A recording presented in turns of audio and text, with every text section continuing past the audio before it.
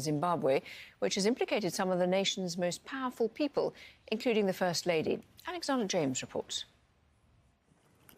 Al Jazeera's undercover reporters want to launder $1.2 billion of criminal funds by building a fictitious casino resort overlooking Victoria Falls. What we are going to do is hotel, casino, and gold market. So the gold side of it, that's one of the best things you can come up with. They're pitching to Ambassador Uebert Angel, Zimbabwe's senior diplomat. I'm the least person anyone would suspect to do. Okay. That's why I can be used in doing that. Angel says that President Emmerson Mnangagwa owns land for the proposed development. In the town of Victoria Falls itself, you have a lot of land that is owned by, of course, you can understand. That then is easy to dispose of and just go like, let's take this, let's put it this way, let's put it this way. I think you understand when I say that. So it becomes easy. Dirty cash for the project needs to be smuggled into Zimbabwe undetected. The ambassador makes a call to the First Lady, Auxillia Mnangagwa. Remember those people that want to move cash? They would want to know, are we providing the planes or they provide the planes? Father refers to the president.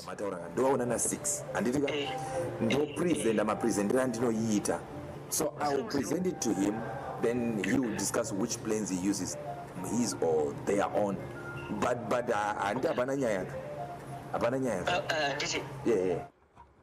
They discuss flying the cash into Zimbabwe on the presidential plane.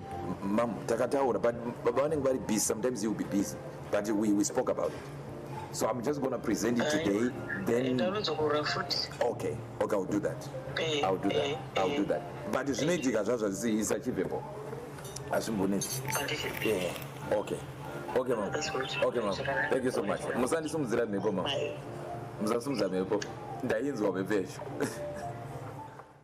He says the plan will succeed because it has the president's approval. Let me just say to you, what you want to do is happening. All right? You have got the president, right? You've got his family involved. Uebert Angel, First Lady Auxilia and President Emmerson Mnangagwa did not respond to our requests for comment. Alexander James, Al Jazeera. And you can watch the third of the four-part series in the Al Jazeera investigation, Gold Mafia El Dorado, at 20 GMT.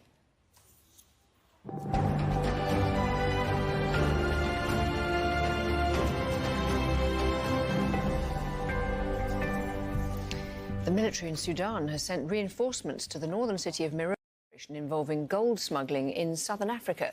Undercover journalists of the investigative unit have exposed the extent of the operation in Zimbabwe, which has implicated some of the nation's most powerful people, including the First Lady. Alexander James reports. Al Jazeera's undercover reporters want to launder $1.2 billion of criminal funds by building a fictitious casino resort overlooking Victoria Falls. What we are going to do is hotel, casino, and gold market. So the gold side of it, that's one of the best things you can come up with. They're pitching to Ambassador Uebert Angel, Zimbabwe's senior diplomat. I'm the least person anyone would suspect to do. Okay. That's why I can be used in doing that. Angel says that President Emmerson Mnangagwa owns land for the proposed development. In the town of Victoria Falls itself, you have a lot of land that is owned by, of course, you can understand. That then is easy to dispose of and just go like, let's take this, let's put it this way, let's put it this way. I think you understand when I say that. So it becomes easy. Dirty cash for the project needs to be smuggled into Zimbabwe undetected. The ambassador makes a call to the First Lady, Auxillia Mnangagwa. Remember those people that want to move cash? They would want to know, Are we providing the planes or they provide the planes? Father refers to the president.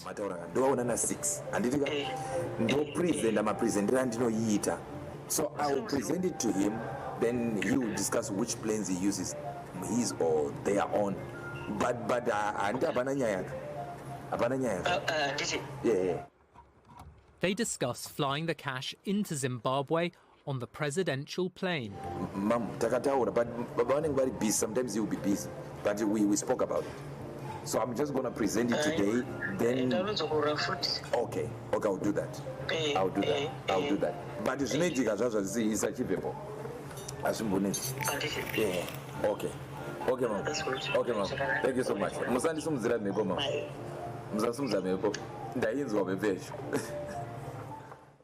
He says the plan will succeed because it has the president's approval. Let me just say to you, what you want to do is happening. All right?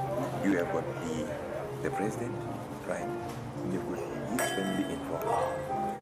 Uebert Angel, First Lady Auxillia and President Emerson Mnangagwa did not respond to our requests for comment. Alexander James, Al Jazeera.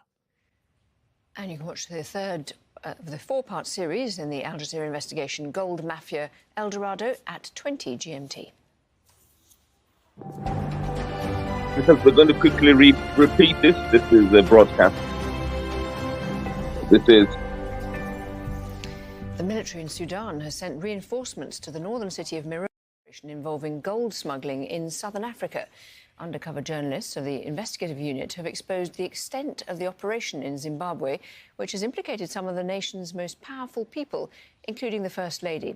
Alexander James reports. Al Jazeera's undercover reporters want to launder $1.2 billion of criminal funds by building a fictitious casino resort overlooking Victoria Falls. What we are going to do is hotel, casino, and the gold market. Yeah. So the gold side of it, that's one of the best things you can come up with. They're pitching to Ambassador Uebert Angel, Zimbabwe's senior diplomat. I'm the least person anyone would suspect to do. Okay. That's why I can be used in doing that. Angel says that President Emerson Mnangagwa owns land for the proposed development. In the town of Victoria Falls itself, you have a lot of land that is owned by, of course, you can understand. That then is easy to dispose of and just go like, let's take this, let's put it this way, let's put it this way. I think you understand when I say that. So it becomes easy. Dirty cash for the project needs to be smuggled into Zimbabwe undetected. The ambassador makes a call to the First Lady, Auxillia Mnangagwa. Remember those people that want to move cash?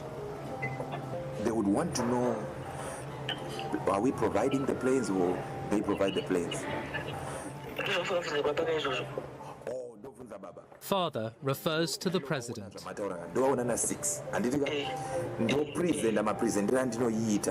So I will present it to him, then he will discuss which planes he uses, his or their own. But yeah. They discuss flying the cash into Zimbabwe on the presidential plane.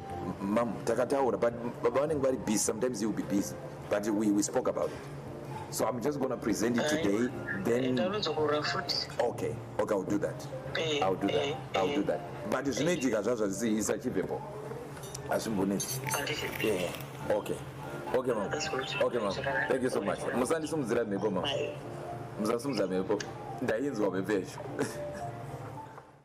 He says the plan will succeed because it has the president's approval. Let me just say to you, what you want to do is happening. All right? You have got the president, right?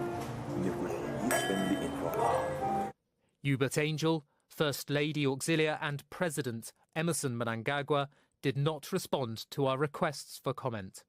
Alexander James, Al Jazeera. And you can watch the third of the four-part series in the Al Jazeera investigation, Gold Mafia El Dorado, at 20 GMT.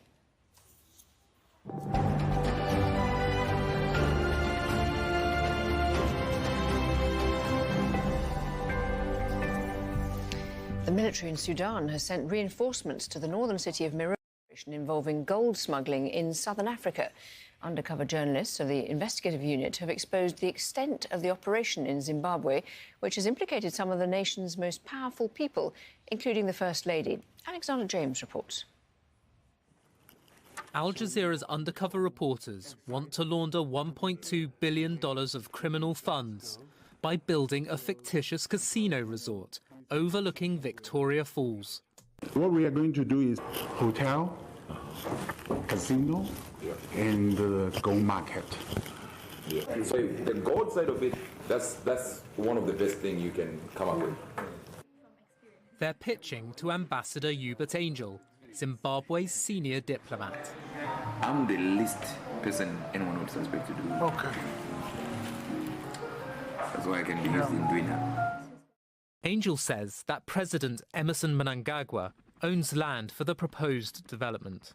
In the town of Victoria Falls itself, you have a lot of land that is owned by, of course, you can understand.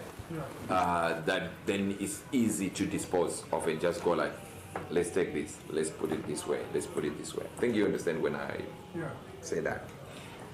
So it becomes easy.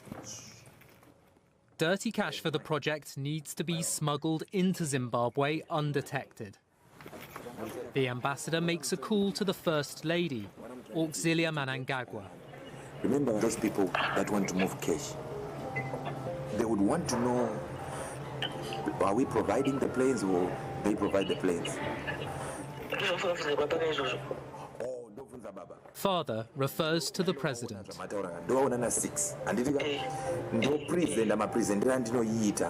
So I will present it to him, then he will discuss which planes he uses, his or their own. But yeah. They discuss flying the cash into Zimbabwe on the presidential plane. Mom, but busy. Sometimes he will be busy, but we spoke about it. So I'm just going to present it today, then... Okay, I'll do that. I'll do that. But it's not it's achievable. Yeah, okay. Okay, ma'am. Okay, ma'am. Thank you so much.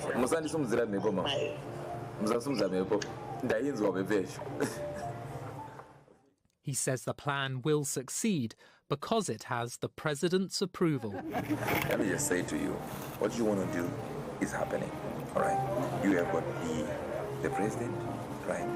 You've got his family involved. Uebert Angel, First Lady Auxilia and President Emerson Mnangagwa did not respond to our requests for comment. Alexander James, Al Jazeera.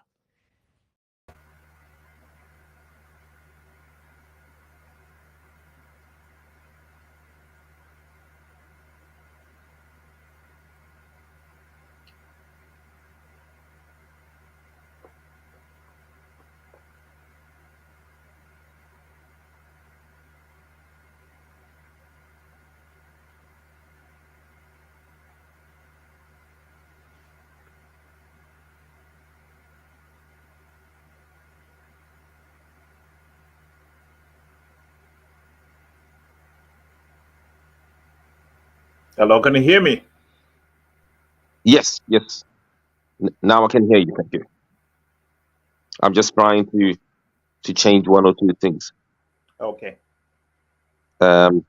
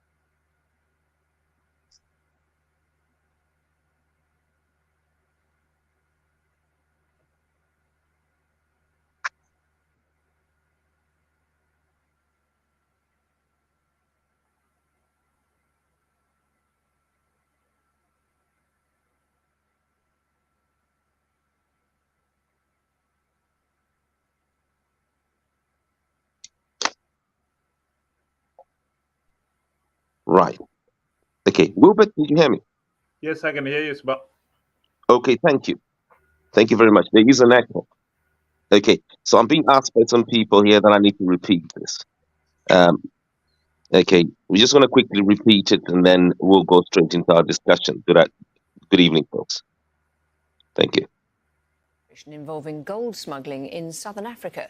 Undercover journalists of the investigative unit have exposed the extent of the operation in Zimbabwe, which has implicated some of the nation's most powerful people, including the First Lady. Alexander James reports. Al Jazeera's undercover reporters want to launder $1.2 billion of criminal funds by building a fictitious casino resort overlooking Victoria Falls. What we are going to do is hotel, casino, and the gold market. Yeah. So the gold side of it, that's one of the best things you can come up with. They're pitching to Ambassador Uebert Angel, Zimbabwe's senior diplomat.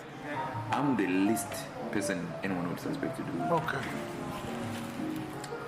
That's why I can be used in doing that. Angel says that President Emerson Mnangagwa owns land for the proposed development. In the town of Victoria Falls itself, you have a lot of land that is owned by, of course, you can understand. That then is easy to dispose of and just go like, let's take this, let's put it this way, let's put it this way. I think you understand when I say that. So it becomes easy. Dirty cash for the project needs to be smuggled into Zimbabwe undetected. The ambassador makes a call to the First Lady, Auxillia Mnangagwa. Remember those people that want to move cash? They would want to know, are we providing the planes or they provide the planes? Father refers to the president.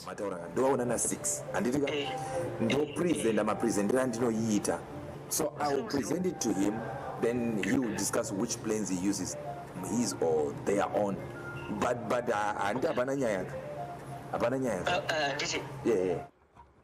They discuss flying the cash into Zimbabwe on the presidential plane.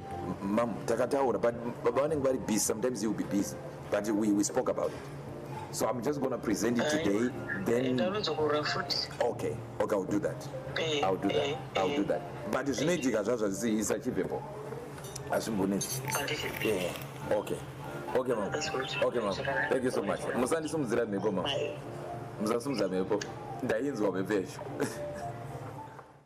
He says the plan will succeed because it has the president's approval. Let me just say to you, what you want to do is happening, all right? You have got the president, right? You've got his family involved.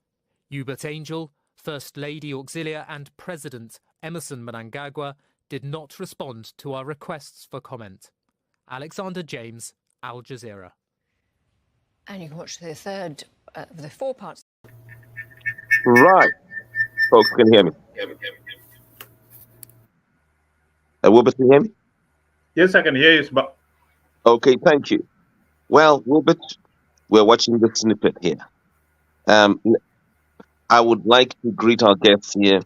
We have our analyst, Wilbert Mukori, of several years, and we also have the director of a women's rights movement, a powerful organization that operates between the United States, Zambia, and Zimbabwe, Comfort Dondo, joining us live from the United States. And our viewers and listeners, this is the snippet. This is the Gold Mafia 4 snippet. And this is the very same clip, perhaps the only, but there's more we know, or at least I know, because I'm one of the team members behind this documentary. This is a snippet that Uebert Angel has rushed to hire a lawyer and to make public relations statements in which he is saying that that wasn't Auxilia Mnangagwa he was phoning at that time. Uebert Angel is fighting the documentary saying that it is not credible. But nevertheless, this is the snippet. We're going to start here with Comfort London. Comfort, good evening to you. Good evening, Simba. Good evening, Zimbabweans, from wherever you are. Thank you so much for having me this evening. Well, thank you very much. Well, let's hear. Would you like to give us your diagnosis of what on earth is going on here? This 3-minute clip from what you're seeing so far. Well, first, let me say my greetings to my fellow panelist, Mr. Mkore. Thank you for the good work you've been doing since way back before this mafia. I think as a Zimbabwean, it's really hard to speak up. We come from a country where we are consistently being asked to be quiet. It's a silencing culture, and so I'm very thankful, Simba, for this platform. What do I think about the gold mafia? The snippet of the part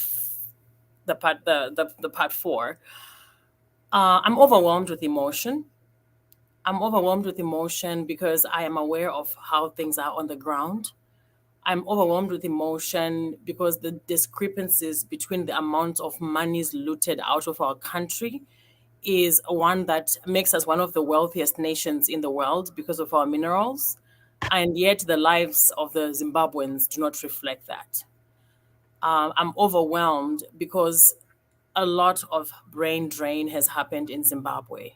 And we are in the diaspora, what I am coining now, economic refugees.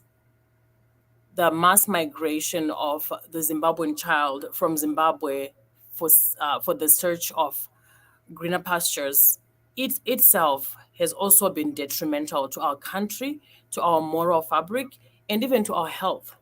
And so, Simba, if you ask me how I'm feeling today, after the 3 episodes, and then seeing our First Lady as part of this mafia, I say I'm overwhelmed and I'm very much enraged.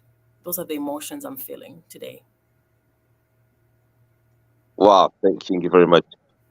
Our viewers and listeners, this is Comfort London, women's rights activist, director of Pumulani, Minnesota, African Women Against Violence. What do you see, Wilbert? Over to you. Shoot. Well, thank you very much, Simba. And maybe try to increase the volume. Sorry? Try to increase the volume, something. Oh, okay. Sorry. Thank you very much for inviting me along. I think this documentary, I honestly believe, even when it was first aired, I was saying that it is an eye-opener. Many Zimbabweans out there, we have known that corruption is rampant in Zimbabwe, but we could never really put any finger on how much, who is involved, and how much it is costing the nation.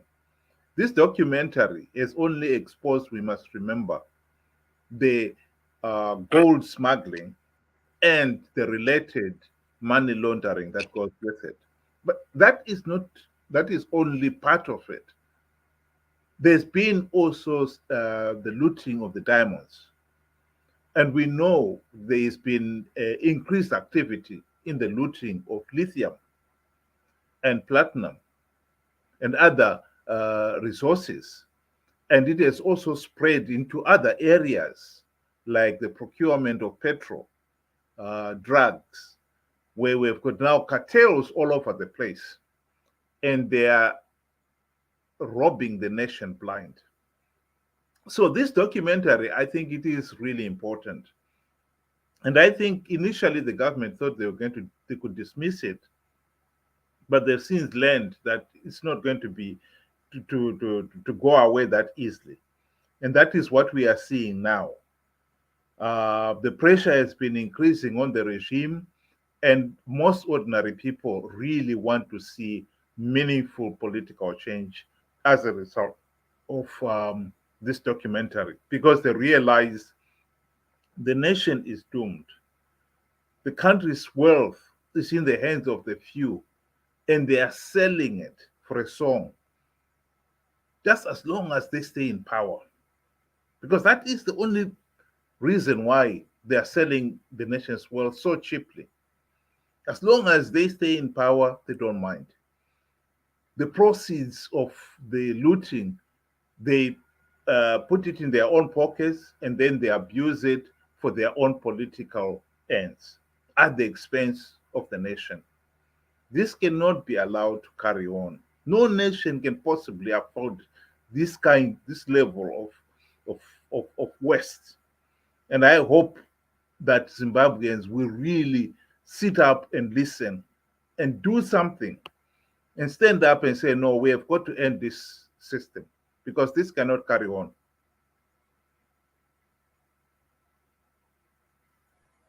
Wow. Wilbert and Comfort, I'm going to come back to you. We've got another guest who's just joined in, Dr. Masimba Mavaz. I'm hoping that he will switch on and come up here. The greatest question that I'm going to ask you tonight, Wilbert and Comfort here. Uebert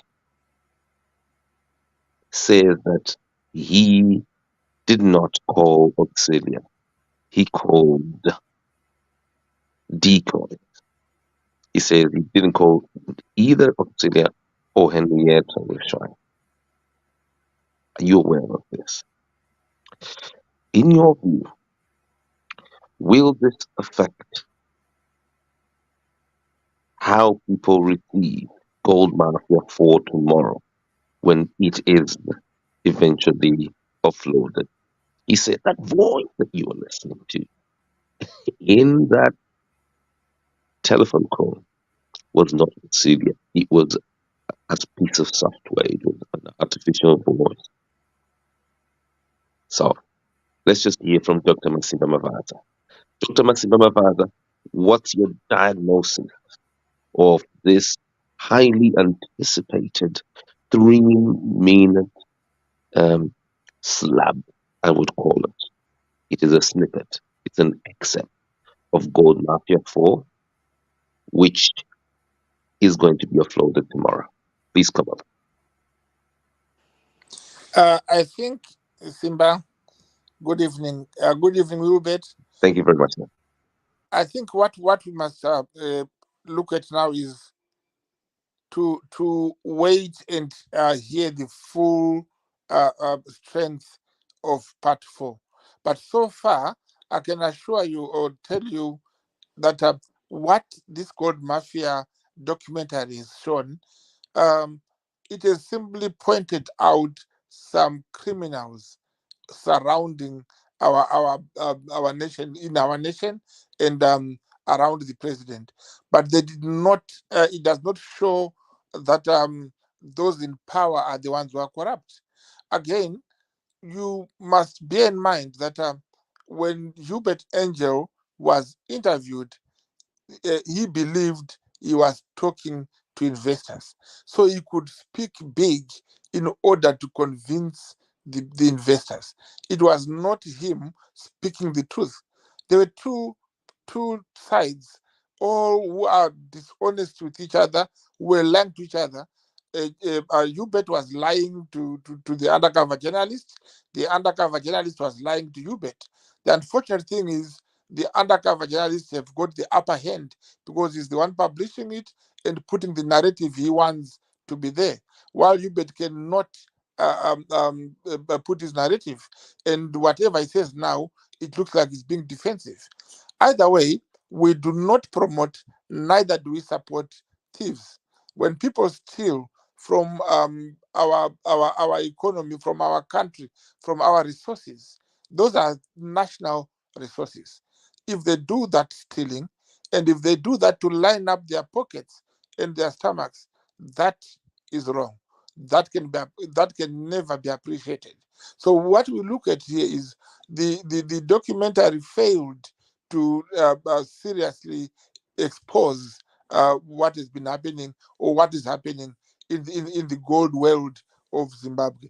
But what we can see, what we've all seen now, is the fact that Zimbabwe has now been able to use its gold and turning it into money, turning it into good resources. And then the world through Al Jazeera is all out to attack our source of survival. And by so doing, they are now trying to label Zimbabwean gold as gold which is quoted in money laundering, which is very wrong. In another way, you look at the point that if you had listened to segment 2 of this gold mafia thing, it was completely something to do with South Africa. And then the third, it's again a different issue. There is nothing which really shows that Zimbabwe as a country or Zimbabwean government or ZANU-PF as a party are involved in such thieving, which is being done by those who claim to do it.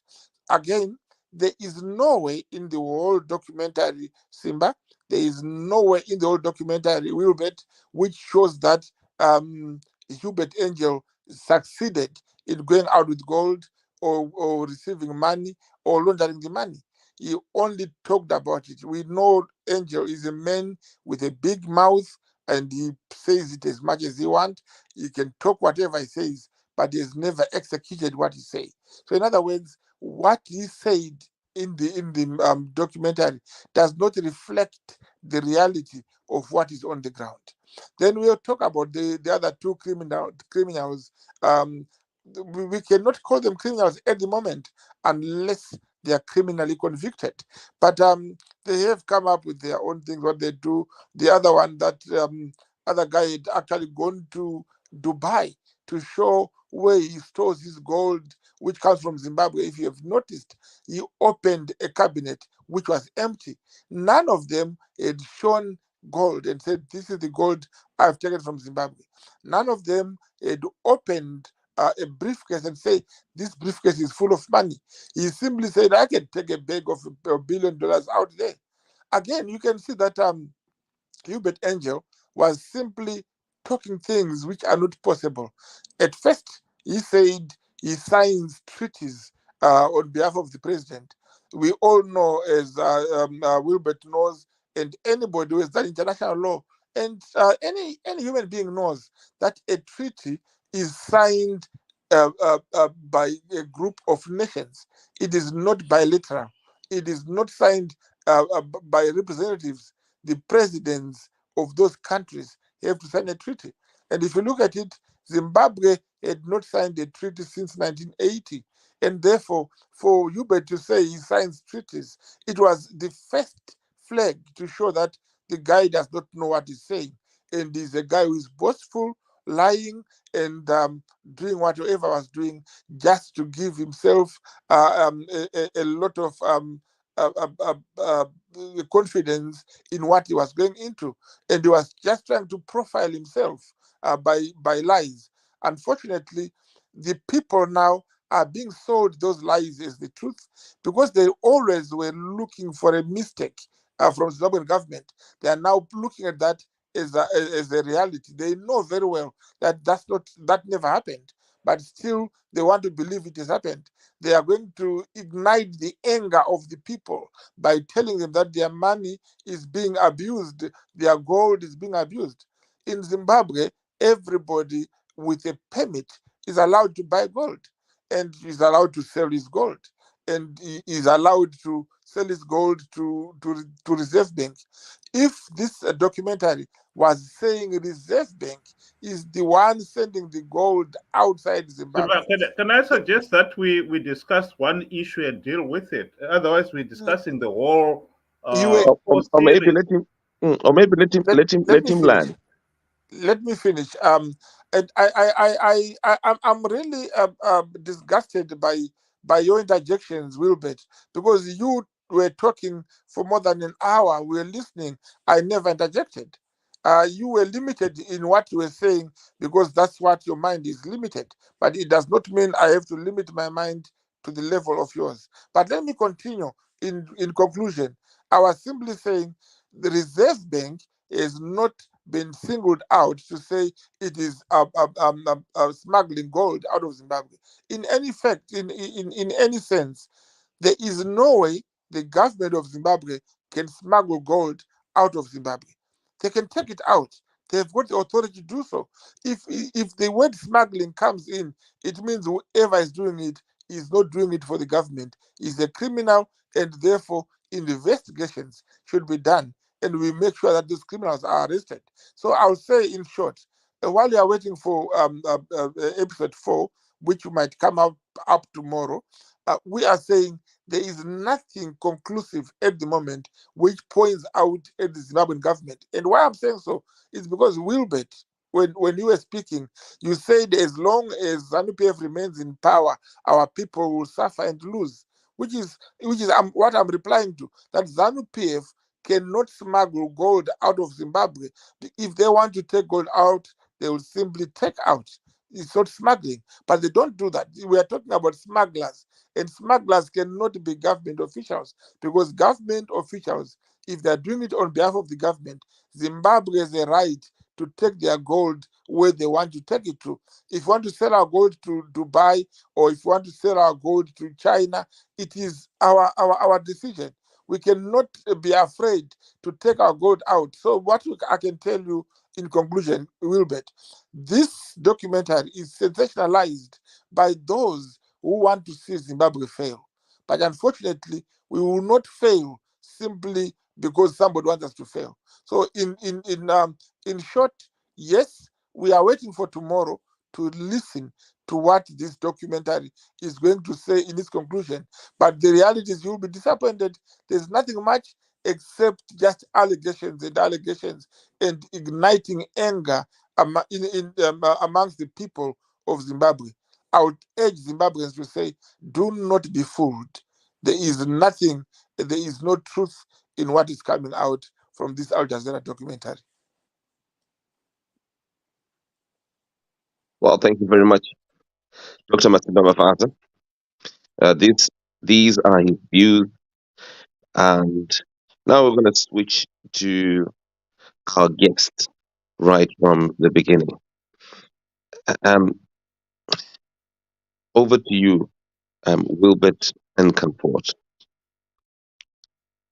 Uebert and Comfort. Uebert Angel.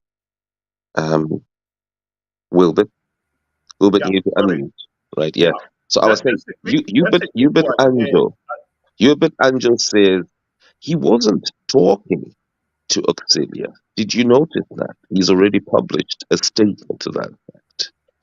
And his aide has already released a video saying that it's not Auxilia, it's neither Auxilia nor Henrietta Bushwire that he telephoned. Did you see that? And what is your view, seeing that Gold Mafia 4 is going to be offloaded tomorrow on Friday? What is your view regarding the authoritativeness, okay? How authoritative the release is in this light, in light of the proclamation by Uebert, in which he said, "This ain't Auxilia that I was speaking." Are you asking me or Uebert? I think we could start with yourself, and then we'll move to Uebert. Right. If Uebert Angel says that was not Auxilia, we have to take his word, because it is him who knows whom you are speaking to. We cannot wish it that it should be the First Lady. It was not the First Lady because Uebert said so, and we have to agree with it because he said so, and it's the one who had called whoever he called. As I had said from the beginning, it was simply a position where Uebert was being boastful, name-dropping, and trying to build his profile and convince the people he thought were genuine investors to invest in the country, which is part of his job, to bring investors, not to smuggle, but to bring investors. So if he says that was not the First Lady he was speaking to, then it is not the First Lady. If he says it was not Henrietta Rushwa was speaking to, who are we to say it has to be Henrietta to put some salt into this soup which has been badly cooked by Al Jazeera? We cannot really try to massage the lies and actually apply lipsticks on a doll to make it a human being. So it's true. I would, if he says it's not her, then it is not her. It is not the first lady. Right. Neither is it Rushwaya. However, we it's easier these days. Almost everybody in Zimbabwe knows and recognizes the voice of the first lady. So if it is played tomorrow, we can all listen and we can hear and we can have a decision to say no, it was the first lady or it was not. But the reality is the one who speaks to the first lady does not accept it. He said it's not the first lady, and therefore that is not the first lady. We do not have to force it to be her. Right. I don't know. Shall we start with Comfort or we go straight to Uebert? I can go. Thank you. Thank you, Shu. Oh, can you hear me? Okay. All right. Well, there's a lot here to unpack. So to the previous speaker, I guess my answer to him would be whether or not it is the first lady. I think it's a little bit too late. A lot has already been divulged. We see in the second episode, I think it is, we see Uebert disrespectfully talking to Henrietta Schreier, and that is definitely her voice. So she is in. And tomorrow, based on some of the clips I've already pre-watched before it's released to the public, it is definitely the first lady of Zimbabwe. So we'll let the people of Zimbabwe figure that out. I also wanted to say to the previous speaker, I think there's a lot of denial, right? There's a lot of denial that's been happening, whether or not you are in agreement with what this investigation says. The numbers are not lying on the ground. I will point out a few things. I work with women. I work in women's rights, movement, both in Zimbabwe and in the US and in some parts of sub-Saharan Africa. The status of our home country is at its poorest. The status of our country is at its poorest. And I think there's two kinds of Zimbabweans when you talk about what is going on in Zimbabwe. There's Zimbabweans who have a different reality from the general Zimbabwean that I talk to, from a Zimbabwean like myself, who's really understanding what is going on. The status of our hospitals. There's no infrastructure in our hospitals. The education system. I've been to a few locations in Zimbabwe. There's sewage everywhere. I wonder even the child who is born today in Zimbabwe, a child who's born in a place I was born in Maputo, who's growing up around the sewer system, who's growing up around drugs, pandemic of drugs. All these are being denied, and yet we know that is the status of our country. And I believe that it is coming as a result or as a symptom of the massive looting of our resources. If the money that is supposed to come from the gold were going to the people of Zimbabwe, we would be doing great GDP-wise in Africa. We would be competing with some of the Africa's well-performing economic countries right now. So I think I would beg to differ, and I think for me, I want to say that let's look at what is going on in the first, the second, and the third part of the documentary. Uebert Angel has spoken way too much. I also want to point out that nothing, as one of a very well-seasoned politician said, Rusty Markham, he said in a meeting recently, nothing in Zimbabwe happens without the approval of the highest office. Nothing in Zimbabwe happens without the approval of the highest office. How does that much gold get out how does it get out of our country without the approval of the highest office? That's one thing I want to know.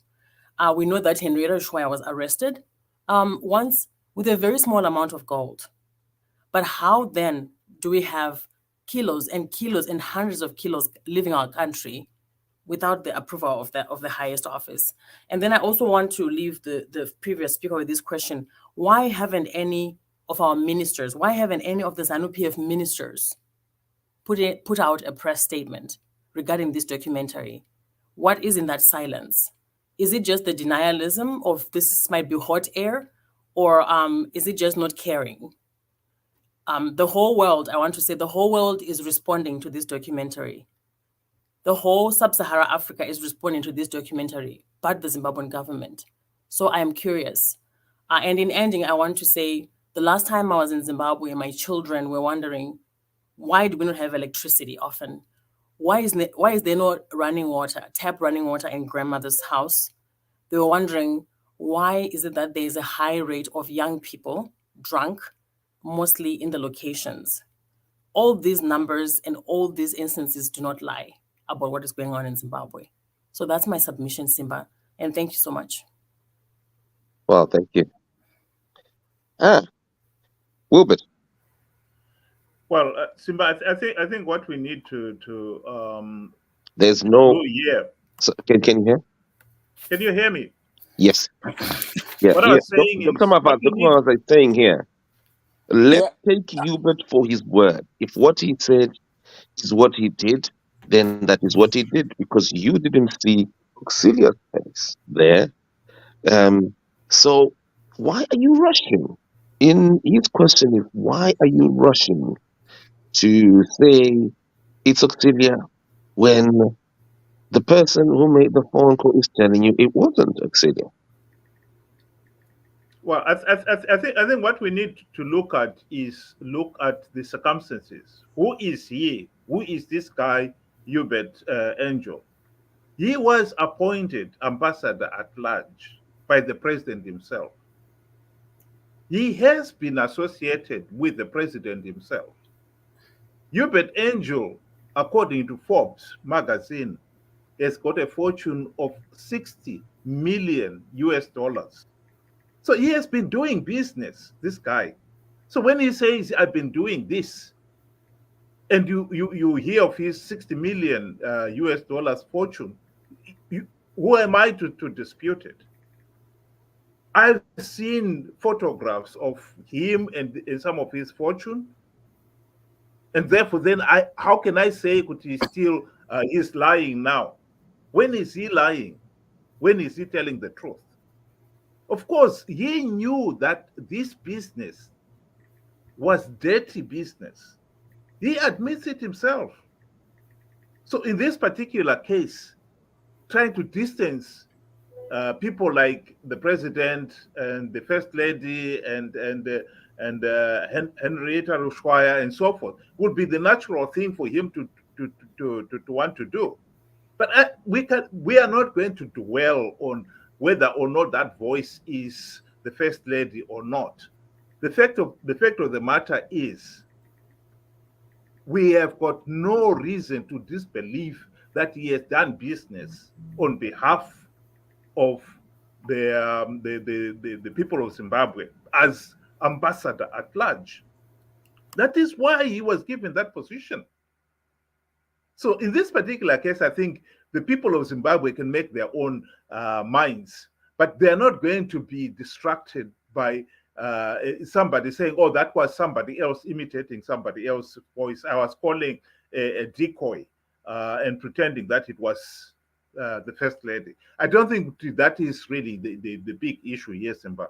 The big issue here is Zimbabwe has been losing 1.6 billion US dollars worth of gold every year. This has been going on not just the last 12 months. It has been going on for a long time. I think it was in 2019, the Reserve Bank governor himself, Dr. John Mangudya, himself said that Zimbabwe was losing 1.2 billion US dollars to gold smugglers. So the government, the regime knew about all this. So this is not something new. We have now learned, on what we have learned here is a few more detail on who were involved, the sums involved. And that is what we should be focusing on. And what I think most people in Zimbabwe out there are focusing on that. To say that, oh, in the documentary, none of the old mafias showed any money, that is not true. Some of the documentary about Patet, he showed his taking of the day. The safe that he opened, he was saying you could use this safe for yourself. That's why it was empty. It was not because there was no money. These people are making a killing. There's no doubt about it. And what is really tragic is what my sister Comfort was trying to emphasize here, is that we have nothing to show for it. We are losing 1.5 billion US dollars worth of gold every year. And the country has absolutely nothing to show for it, because the lion's share of the looted gold is going to the gold mafia masterminds. Our friends who do the running around and facilitate that, they are getting small change. The gold panners, even less. That's why we've got nothing to show for it. Whereas if it was going through the normal channels, the country will have something to show for it, because the companies who are making the money will pay their corporate tax. The individuals will be paying their income tax, and they will have the confidence also to spend their money in Zimbabwe, invest it in Zimbabwe.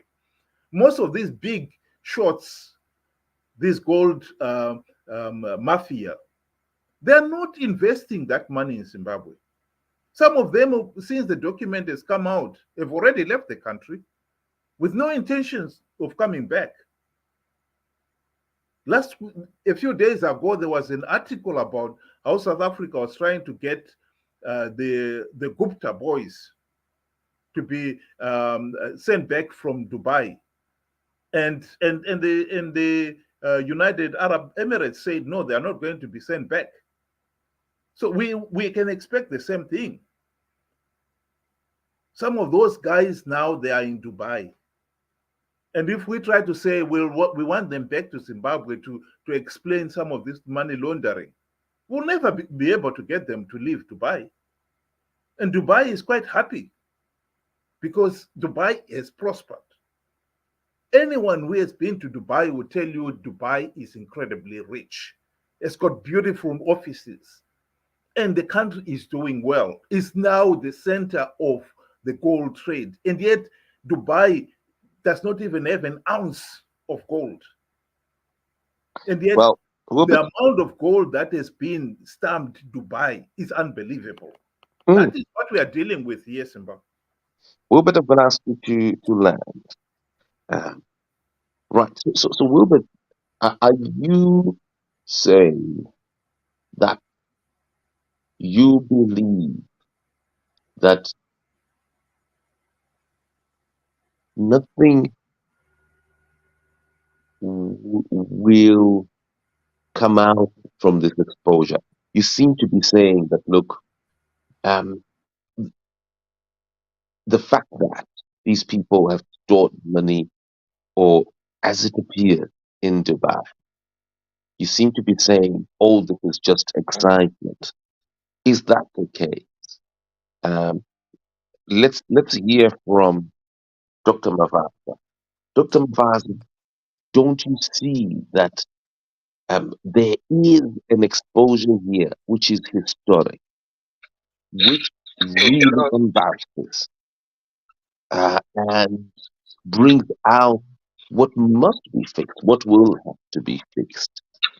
And don't you see that in this particular case here, we have exposure of corruption right up to number one? Right. Firstly, Simba, allow me to respond to Comfort and Uebert in just a minute. Then I'll respond to your question. Firstly, yes, and then maybe try to shorten it as well, because I've just noticed we've got a small crowd on Twitter that are also asking to speak. 3 people asking to say 1 or 2 things or ask 1 or 2 things. Please go ahead. Yeah, I'll be quick. Firstly, to Comfort, I don't know when she last went home, and what she's talking about, if she has been to Zimbabwe in some a few days or few months ago, you'll see there's a lot of development which the second which Zimbabwe is actually doing at the moment, and you could tell that the new dispensation is not just been basking in the shadows of the past 47, 42, 43 years, but it has actually come up with new things, development, structural adjustments, structural developments. Roads are being constructed. We now we've started to construct the Harare Kirundi Road, while the Harare Masvingo Road is almost finished. We have got contractors starting again constructing Harare Mount Darwin Road, which is Harare Bindura Road, and a lot of industries which were closed, they have started to open. So it is not true to say we are in a poor state. Yes, we are suffering, but every country at the moment is going through a recession, and that has not spared us. But don't forget, we suffer much because of sanctions. And these sanctions are the ones which are causing people in Zimbabwe, individuals, to smuggle things out in order to make a living. Yes, there are some greedy ones, like these ones who do smuggle and make billions and want some more. Yes, and because of that, and because of the exposure which have been done by Al Jazeera, those people will be investigated. And when they are investigated, and if there is the truth in what is being said, they will be arrested. And it is not correct. My sister Comfort, I don't know which news she listens to, but it's not correct to say Zimbabwe has not responded. The Minister of Information, Honorable Senator Mtrangwa Monica, actually issued a press statement and said those involved will be arrested. And again, ZAC spokesperson issued a statement and said ZAC is actually investigating those involved. And those who have been mentioned, the Chidodos and others who work at the airport and the Reserve Bank, have been suspended and arrested. And therefore, which means the exposures done by Al Jazeera were not in vain. But we need to understand one point here again, which I'm now coming to Uebert. Uebert, the position you need to look at is, do you think Al Jazeera went all the way out just to expose corruption and money laundering in Zimbabwe? The answer is no. Al Jazeera is fully and wholly sponsored by Qatar government. Qatar government is having a diplomatic war with United Arab Emirates, that is Dubai included. And with that war, the whole documentary, Africa is used as collateral. The target is Dubai. Qatar government wants to embarrass Dubai and pull down Dubai's progress. And by so doing, they are then making Dubai to look like having been succeeding on the criminality. But the truth of the matter is, these are their own fights which have nothing to do with it. So I can assure you and tell you that what is happening here in this Al Jazeera documentary is Qatar government and the United Arab Emirates government fighting it out. These are neighbors having their neighborly wars. And this neighborly banter is actually dragging Zimbabwe and South Africa under there as collateral. If you look at all the you're saying these two nations these are two elephants fighting, and we're the grass. Yes, where elephants fight, it is the grass which suffers. And in this aspect, the grass, Zimbabwe. Look at this point. The first documentary they came up with last year, which was the fish scandal in Namibia, ending up with 2 ministers being arrested. All the monies was tracked into Dubai. Do you think Dubai is the only country receiving monies? No. Why Dubai? Why always Dubai? Because Qatar and Dubai have got their own fights, their own economic fights, their own neighboring banter, which unfortunately they have no respect for Africa, so they use us as collateral. And unfortunately, we have people now in Zimbabwe who believe in this banter and then think that it is meant to help us. It is actually, they don't care what happens to us as long as their aim to attack each other succeeds. And how do they want to succeed? Definitely, they want to come and turn back and say, how can the world embrace Dubai when it is built on criminality? Just hold on, please. Let him finish, please. Yes. I'm trying to in few words educate you, Wilbert, that this has nothing to do with Zimbabwe. Yes, along the way we are lucky criminals have been exposed, and if they are found to be on the wrong side of the law, they will be arrested. And if they are found to be not liable for what is being said, they will not be arrested. We cannot arrest them simply on the whim, simply on the fact that a media has come up with stories about them. And it's not true, like what my sister was saying. The whole world is not commenting on the Al Jazeera document with specific emphasis on Zimbabwe. That's not correct. What is correct is Zimbabweans are discussing. Yes, they are, because it concerns their country. The other world is talking about their own country. South Africa dealt with their bank and those people involved. But yet, nobody in South Africa has been arrested because there was no evidence except the words of bitter people who were fired from the bank. A woman who was divorced by this rich person comes up and starts talking about how the person steals money. And again, Wilbert, I have said clearly, and I'll repeat it again, we have no evidence from that documentary that gold is actually left Zimbabwe. We only have people boasting that they can do it. And again, when Rachel Shire tried to go out with 6 kgs of gold, she was arrested. If the government was aware and liked her, she would not have been arrested. But it has nothing to do with the government. The government was doing its work, and the police were doing their job, and she was arrested.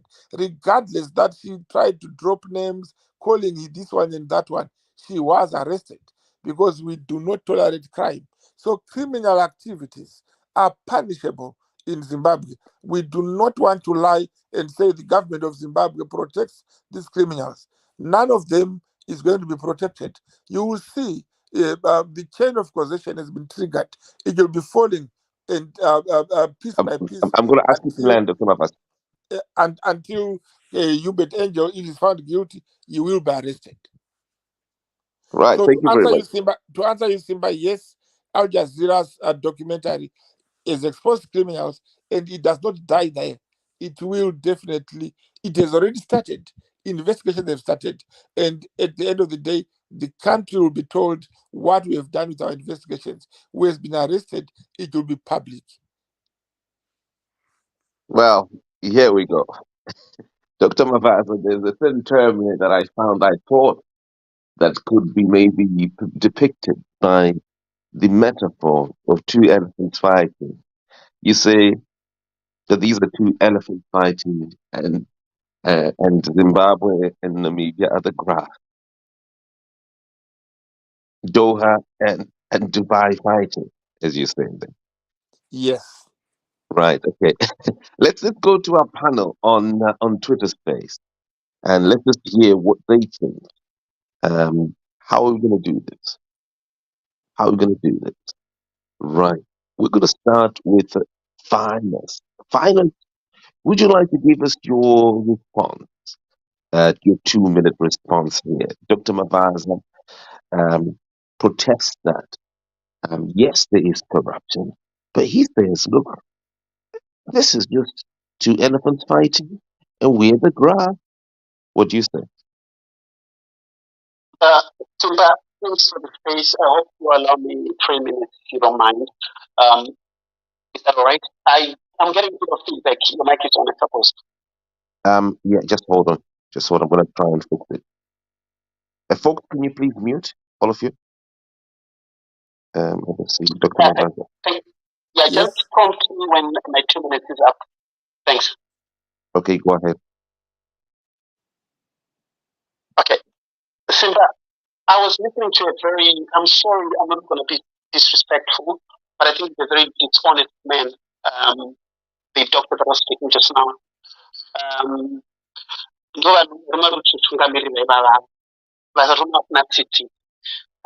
of us have been outside. I can still hear myself. Yeah, I apologize. You know what? There's the certain feedback because we're dealing with two different pieces of software that I might not be able. Yeah, just go ahead, please.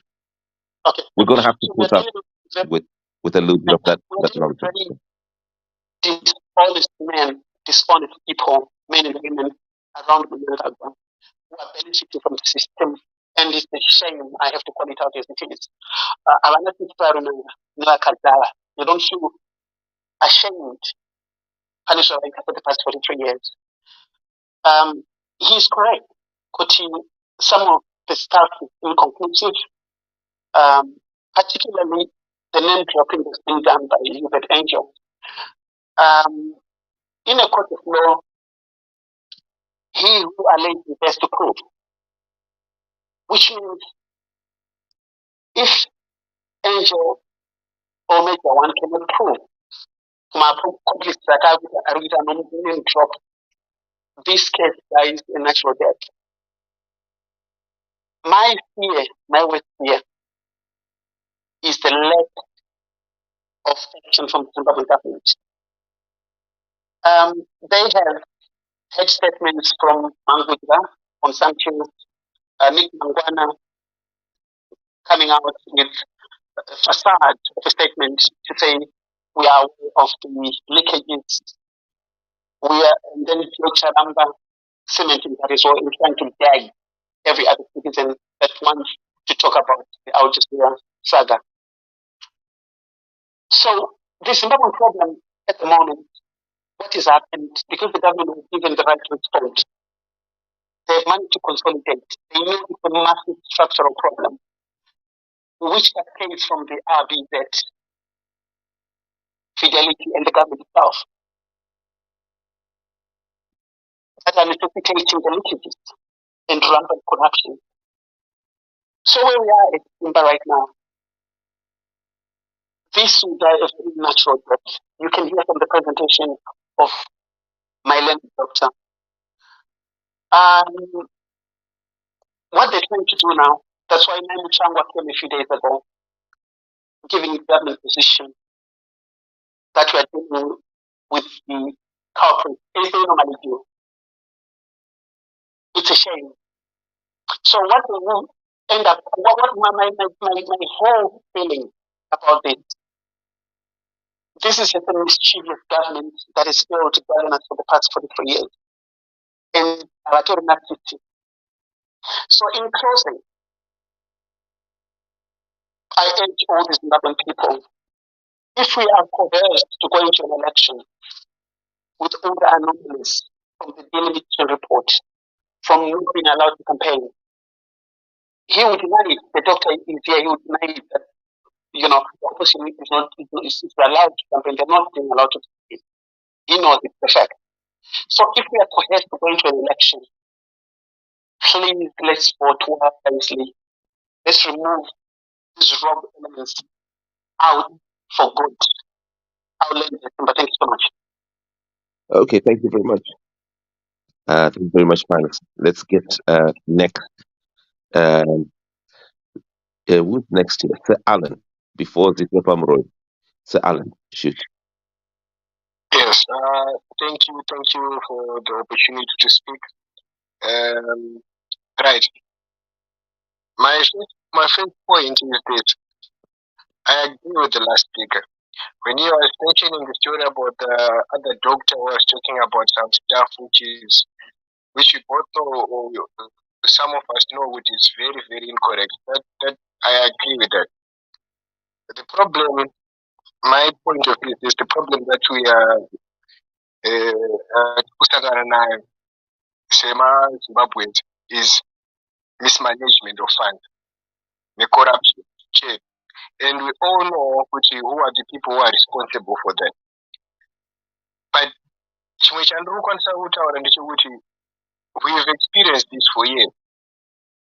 We know even there was a time when they asked him with 50 billion again, and he couldn't come up with an answer.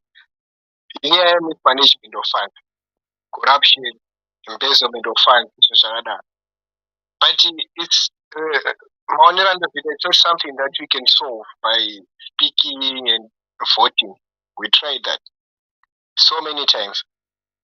Maybe we're doing it wrong, and this year. But I honestly think that even if you try to vote, they already know who's going to win. And I'm on the point which after my elections this year, what if we were to try to use another method of, because we are the majority who are suffering, we are the people. We cannot be ruled by people who we didn't even put into power, people who've put themselves into power for so many years. We can have these discussions, we can talk, we can debate, we can do whatever. But even this documentary that is airing right now, at the end of the day, I still feel that there's nothing that's going to happen to those people. They are not going to be charged. All of it is just going to be slow cover. That's what we know, or that's what I've seen, and that's what I know.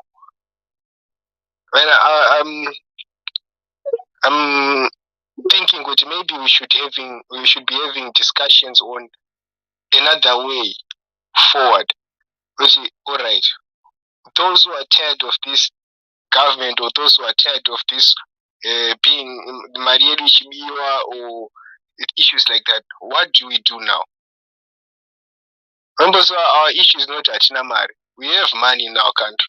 We have a lot of it. We have minerals. We have so much things that as long as the funds are managed properly, we can grow and we can develop our country. It's much more painful for us because when I'm still a youth, I was sent here to study here in another country, but I've never worked in my own country. Everywhere I go, I'm looked at as a foreigner, but I'm coming from a very, very rich country just because with a few individuals who are in power and they are stealing our vote. I cannot be there and suffer there. I have to try and make ends meet, and I cannot do it there. So I'm on the side of, if we were to be able to find another solution to this problem that we are facing as a nation, maybe to want to get in a different direction. I'm not going to waste a lot of anyone's time. I'm just going to keep it short and simple. Thank you. Well, thank you very much. You know what? You've just reminded me before we move on to the next person there. You don't mind me asking your age, do you? We don't know who you are, but just tell me your age if you don't mind, yeah? I'm 30 now. Oh, you're 30. 29, but 30 in October. Right. In August. Right. Okay, thank you. You know what? I'm 44. And, you know, I got a phone call recently. My English teacher, with O level, had just entered the UK, just on holiday to see her sons and to go back to Zimbabwe. This was her first breakthrough to get a visitor's visa. And she told me, my son, do you realize the last money that I had, Muhome Mangu, 16,000 US dollars that was in my account. I just woke up one morning and found it had been wiped out. They sent me a letter to say, look, your money is now 1:8. Just like that. It was just flattened just like that. And she told me, look, Simba, this is someone who produced me. This is someone who produced thousands of flying stars who are around the world. They're now in their 50s and they're doing very well across the world. And she is totally penniless. Struggling. And do you know, when now you see on this documentary, you see revelations that a foreigner called Kamlesh Patni has got every license from the Reserve Bank, that he is himself the Reserve Bank of Zimbabwe, a foreigner who was prosecuted in Kenya 15 years ago, is smuggling US dollars, moving US dollars in their millions out of Zimbabwe, are literally looting that money without any checks and balances. So he's got a license to export US dollars. He's got a license to export gold, right? Zimbabwean gold. He's got a license to supply money to the RBZ that he claims that he would have sold gold to Dubai. He's got like 4 or 5 different licenses. He doesn't have any restrictions at the airport. What does that tell you yourself? Nyika tingati haina kuboka here iyo nyika. So then my teacher is poor.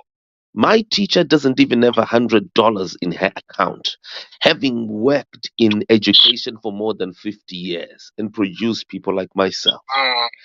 And she doesn't have money simply because a foreigner looted that money and flew with all those millions, billions to Dubai for his personal use. But let's just move to the next person here. I've got a question for you, Simba, if you don't mind. Yes, sir. Okay. Just a quick one. Since you're part of this documentary, something interesting. I need your comment anyway. Speak still on that point here. Cool move on there was a part where Uebert Angel gives Auxillia Mnangagwa a call, trying to arrange the movement of money, I think from Dubai into Zimbabwe, and where ET has to use his, I think, presidential or plane or, the argument which was being used by Newarakash most of the times was sanction busting, or the country needs to, it needs to do that to survive. Then my question to you now, I'm just wondering, Kuti, Mari Jisejapinda Zimbabwe, because between them, that meeting they had over the phone, there was no government official like Mangujka would say. Mangujka was part of it, so that he would facilitate the money used in the Reserve Bank of Zimbabwe. So on this whole scandal, by just looking at that clip, a few seconds, I think it was 2 minutes, would you really say Kutimari E was benefiting the country after listening to this conference, the telephone, chat they had, and the dodgy way this money was meant to be moved, and where was it going? The money, was it going in the government coffers, or should we say it's clear it was going in someone's pocket? Because it was clear, and I think they've spoken about it before. Because Auxillia Mnangagwa said, "Chenda nozogonza foot," like you have to do it again. So, what's your comment on that? Since you were part of the documentary, or how do you see this whole thing? Would you say that money was going into government coffers, or we can safely conclude that no, it was going. This is from Mnangagwa. And another thing, Pastor Wanyelend, Victoria Falls, he owns a vast, area of lands. What's your comment about that on his own? Is he clean on this whole thing, Sag? Thanks. Thank you. I think that's a question for me to answer. I'm wondering if I should move to the next person to ask their questions. Ask our panel here their questions, and then I can answer you on that. That's fine. Okay. Let's go to Ziso Pamuroy. Ziso Pamuroy. Ndipapo Simba. Thank you. Yeah. So kakatagi kachina kanochikisako. I wanna sura nyoroto Pamuro Iluru. Go ahead, please. Yeah. So the thing is, guys, we need to approach our situation in categories. The first one was, and has been, that you cannot do things official. Now we are doing this to save the country. And we say, okay. So my problem comes now in if we were to be together as a country and say this is the problem is the sanctions, and we are trying by all means to solve it, then we say the money that we've tried to source with the minerals that we have under all these restrictions is $1 million. The $1 million has to be utilized for everyone in the country. But then we have a situation now that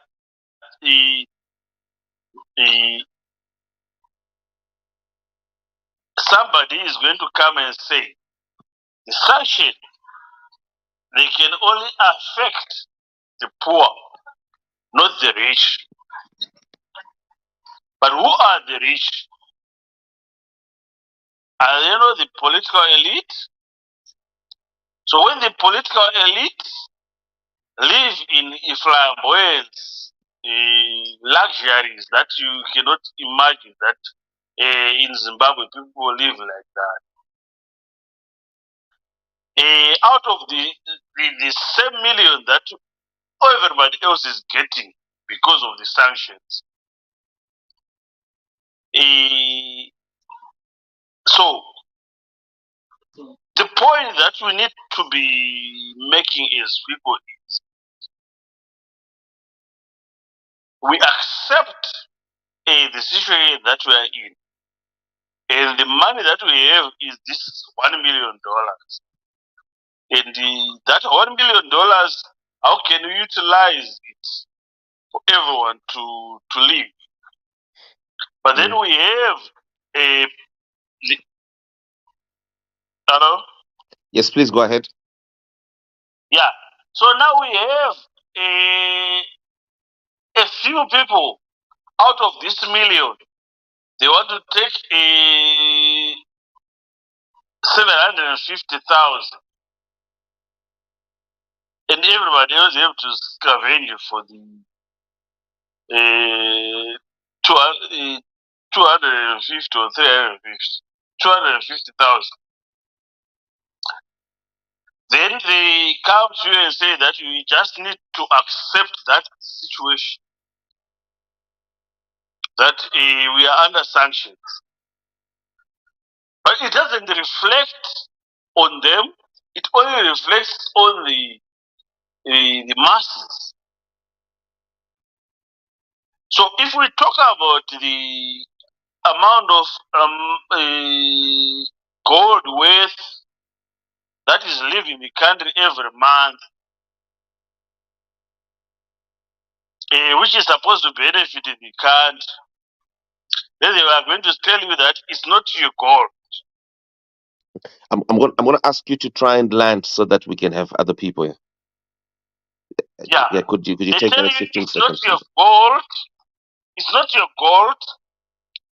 But what is ours? What is our us? What is ours as a country? If the Dubai guys, they say they have oil, and oil reflects in their livelihood and all the development that they make. And we have the gold, and we have the platinum, we have the lithium and everything else. It doesn't reflect. What does that mean? That's where the emphasis should be. Thank you very much. Right. Okay. Thank you very much. Let's move to Chev Shevchenko.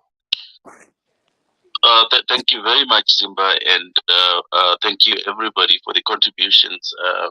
And So as you answer us, as you come in, would you also try to address the statement by Dr. Mavaza that that we are being played, that Zimbabwe and Namibia are being played here by two elephants who are fighting, and we're just suffering collateral damage. Doha and Dubai are fighting each other, busy and at each other's throats, while we suffer collateral damage, using his own words. So Simba, that's one of the things that are very worrying about us as a nation and as a people. And so first of all, I get worried when we get to a point where we have issues, and certain issues start coming out then after we have discovered some things. So I'll give an example of our learned countryman here who comes in, and if you look at the reason why we are in this space, it's because of gold mafia 4 snippet. And I think when this space was introduced, that was mentioned as well, to say, is it a teaser? Is it what? That's what the discussion was about. But then we've got our learned countryman who comes in and starts speaking about the issues that Dubai and the other country are having, and we are victims here. But what I see now is that we are all, as Zimbabwean people, victims of calculated deception. And the reason why it's so calculated is because we've got our learned countrymen that are involved in all these things. So the first thing that we need to ask ourselves is, when we're looking at all the episodes that we have seen so far, the first question that we need to ask ourselves is that how we want to be known as a country and as a people? Is that how we want to be identified as? That's question number one. The question number two that we need to ask ourselves is, before we even start defending, I heard our learned countrymen talking about the roads that are being built and all those things that are being spoken about. But, you know, I'm going to talk about probably Form 2 in our time. Form 2 was teaching us that an economy reflects on its people. What kind of an economy that they praise, and what kind of economic development that they praise, infrastructural development that they praise, that does not reflect on its people. What we see every time is people being carried on a wheelbarrow, pregnant women being carried on a wheelbarrow to go to Paris to deliver, and when they get there, there is no medicine. That is the economy. Because an economy that does not reflect on its people is not an economy. There's something wrong with it there. Right? And then point number 3 is, when we look at those 3 documentaries, if we're going to look into facts, it's not about Qatar, it's not even about Al Jazeera. Because Al Jazeera is exposing people that represent the government and what they were saying. So let's start also from the beginning of the conversation. The conversation begins with the president and his entourage going to a conference. And when they're going to the conference, every person that the president goes with to a conference is representing the government. And those conversations that we hear people and we see visuals of them speaking about, those are happening at an official conference with officials that are going and accompanying the president, and they're making deals on the sidelines of the president attending the conference. Now there's attempts now, even our learned doctor here and countryman was making attempts to distance himself or to distance all this from the government, and trying probably to put it on Angel. But But we know that he is a diplomat, and what are the responsibilities of a diplomat? A diplomat does not represent himself, especially if he is traveling all the way to the climate conference with the president. He is not representing himself; he is representing the country. So just to cut this whole long story short, my point is that we have become a people that are allergic to facts. So one of the things, the following day after the first episode, Henrietta Rushwaya came out and he was speaking. I think one of the things that he spoke was Zimbabweans are stupid. And he's explaining how the gold system is working.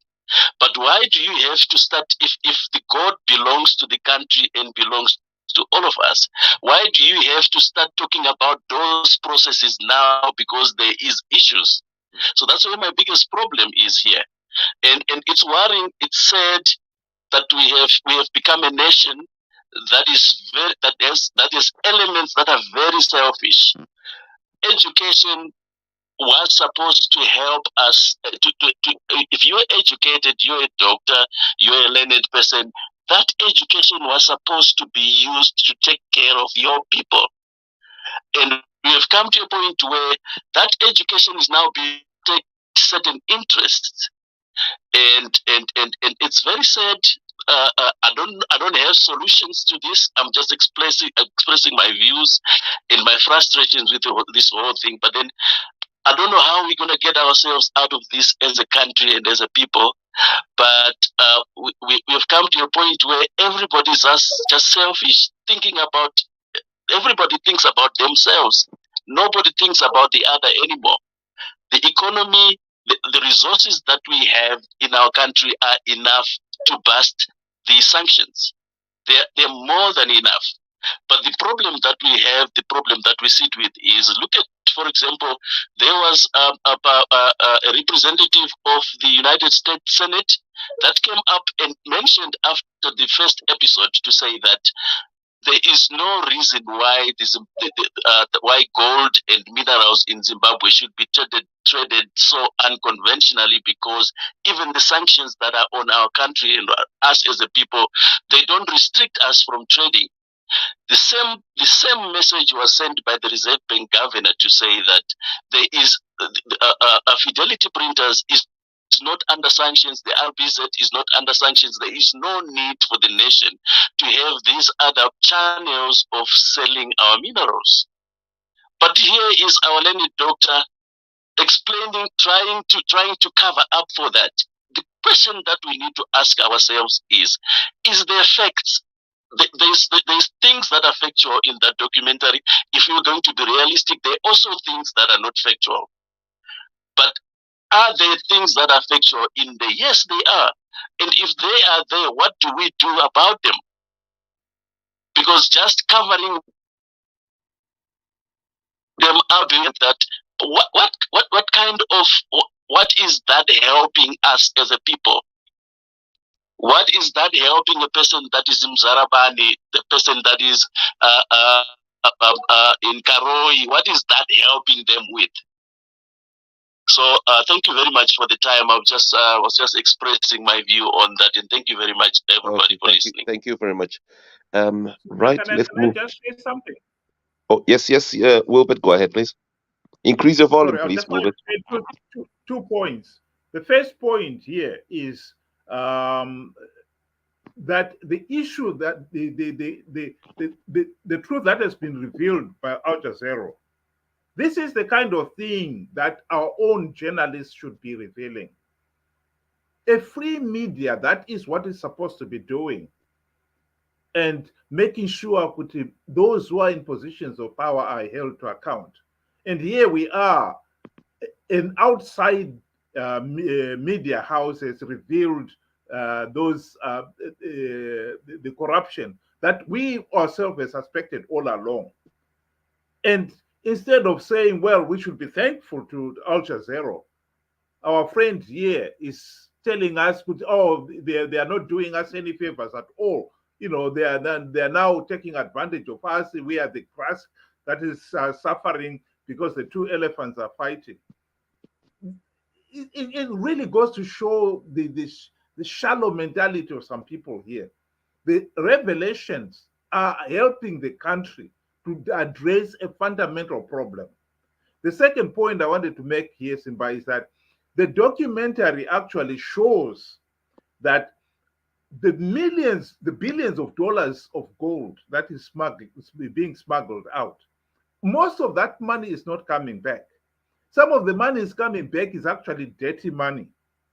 And some of it is declared as I brought in 2 million, when in reality they didn't bring in 2 million at all. That is part of the smuggling. You are dealing with crooks here. Instead of giving you the true value of your gold, they are shortchanging you. And because we don't have anything documented, we cannot trace it. The real big winners here, Simba, and that is what the documentary also shows, are the big gold mafias. And like I said, the other thing about it is that money they are making, they are not spending it in Zimbabwe. They are not investing it in Zimbabwe. They are investing it outside Zimbabwe. So the country is not benefiting. And I think Tendai Biti had a point in the documentary that we've got all this gold, 1.5 billion per year, and we've got very little to show for it. And what our friend here, Mavaza, is talking about, we are building this road, and that road, in a country with 16 million. We should not be counting projects that we are doing on one hand. Look at other countries like the UK here. If you go into Manchester city centre today, you will see the number of projects that are going on there. You drive on the motorway, the number of roads that are being built. That is part of a prosperous economy, not to control everything so that you can now list them. And each time there's a small hospital that is being opened, the president is there to cut the ribbon because he's desperate to be seen as things are changing. And I agree with what some of the speakers here and also my sister Comfort was talking about here. The truth of the matter is, on the ground, the Zimbabwe economy is in serious trouble. Millions are living in abject poverty. That is the reality. That is the consequences of decades we're talking about. Simba, may I contribute? I'm now in a better position to talk, if you allow me. Okay, yeah. Uebert, you're done, yeah? Yes, thanks very much, Simba. Yeah, okay, when Simba, when Comfort finishes, can I put my last submissions, because we are going past 12 midnight now? Okay, right. Let's have Dr. Mavaza finish his submission. Dr. Mavaza, here, people are saying that you're not being truthful in accusing Qatar and Dubai over their own politics there. They're saying that you're taking our eyes off our own theft. Umbava Wedu. I'm simply saying, let's open our eyes. We are too much concentrating on a dot, on a cloth. We are not looking at the whole cloth. Look at the whole cloth on the round. If you see the whole case on the round, you will realize that we are being played. Yes, there are criminal activities are being exposed here, and the government it made a statement clearly that those people will be investigated. And when they're investigated, they will be arrested if there is a crime to arrest them. We have always talked about the rule of law. We are simply saying, let the law take its own course. The speed of the law is not determined by us or how we feel. It is determined by the facts surrounding the case. Again, I want you to say, in short, people are busy praising other countries, praising Manchester, M1, M2, America, and everywhere. Listen, as I conclude, because I will be leaving the panel sooner, I wanted my sister Comfort to know that there are millions of drug abusers in America more than in the whole of Africa put together. And she does not see that. Why? Because the mind is only after vilifying your own country. There are millions of drug users here, abusers here in England, and my friend Uebert is not seeing that. He only sees those 4 or 5 in Mavuku. And we are not saying that the drug problem is not there. It is there, but it has nothing to do with the money. It has nothing to do with the economy. The highly economic countries or economically progressed nations are the ones with a great number of drug abusers. And most of the drug abusers are even very rich people. So drug abuse has nothing to do with poverty, but it's simply that people become poor after using their drugs. But that's not the issue we're talking about here. We are talking about this documentary. What I'm simply saying is the documentary has failed to prove to us that we are having thieves around us. They've only mentioned 1 or 2 people, and we are simply saying that is just a foundation. They are building a case against Dubai. This is a war between 2 countries where we've become unfortunate victims. We are collateral, and this is exactly what we are saying. If we cannot see that, it is very, very unfortunate. And in conclusion, Simba, before I go, I just want to answer 3 or 4 speakers who have spoken. The dilemma I have here is I have to be responding to each and everybody because every person coming on the panel is so misguidedly against this country to an extent that they think they are right in their wrongness. But however, the truth of the matter is when a criminal is being found out and exposed, we hope that the criminal is arrested. But this is not, Zimbabwe is not the only country with crime rate which is high. The highest crime rate in the world is not in Zimbabwe. Zimbabwe is not even in the top 20. It's not even in the top 30 of the most crime ravaged countries. So yes, we found out what is here. But the point I want you to leave you thinking around is, number 1, if Uebert Angel says the voices are not whom we think they are, we have nobody else to believe except the men who found those people. He's the one, is the primary evidence giver, is the first man with evidence. So what does he say? He say, I did not speak to A and B. Then we take his word. Now, secondly, when Uebert Angel says, I bring so much money into the country, but there is no proof of that money, not even a bag, not even a penny, except his word. You know what it means? It means he's probably lying about what he brings in because he wants to convince the journalists, which he believed were investors. And again, the other point is when you see the other criminals saying that yes, they've got so much money and they made that money from gold. That is possibly true because Zimbabwe is that free that people are allowed to source for gold, sell it, and in a nice channel. But the moment you hear the word smuggle, it means that's a criminal activity which the government is not supporting, and the government will definitely arrest those smugglers, regardless of whom they are and what their position is. So again, if the voices we heard there were the voices of the First Lady, from what we want to believe, which we know is wrong, then the First Lady will have the chance to explain to what was happening and why she was found in such a way. Then in conclusion, my sister Comfort, I want you to understand, and Uebert, Uebert Angel is not an ambassador as who would want to think.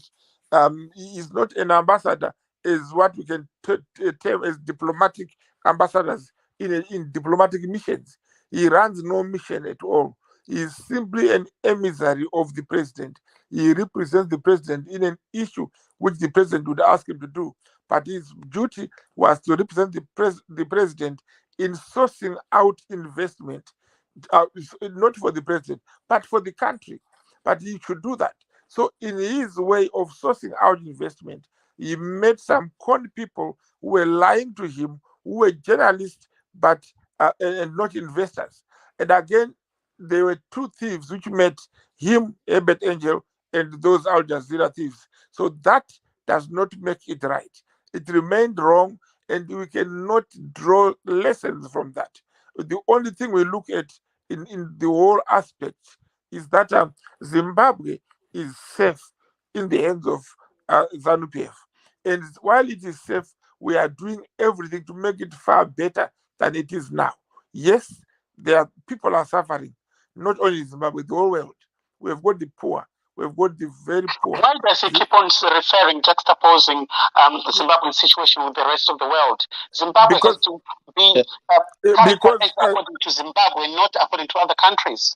Okay, now we have to listen. We are talking. Sorry, the topic is directly on the document by Al Jazeera, and it does not only refer to Zimbabwe.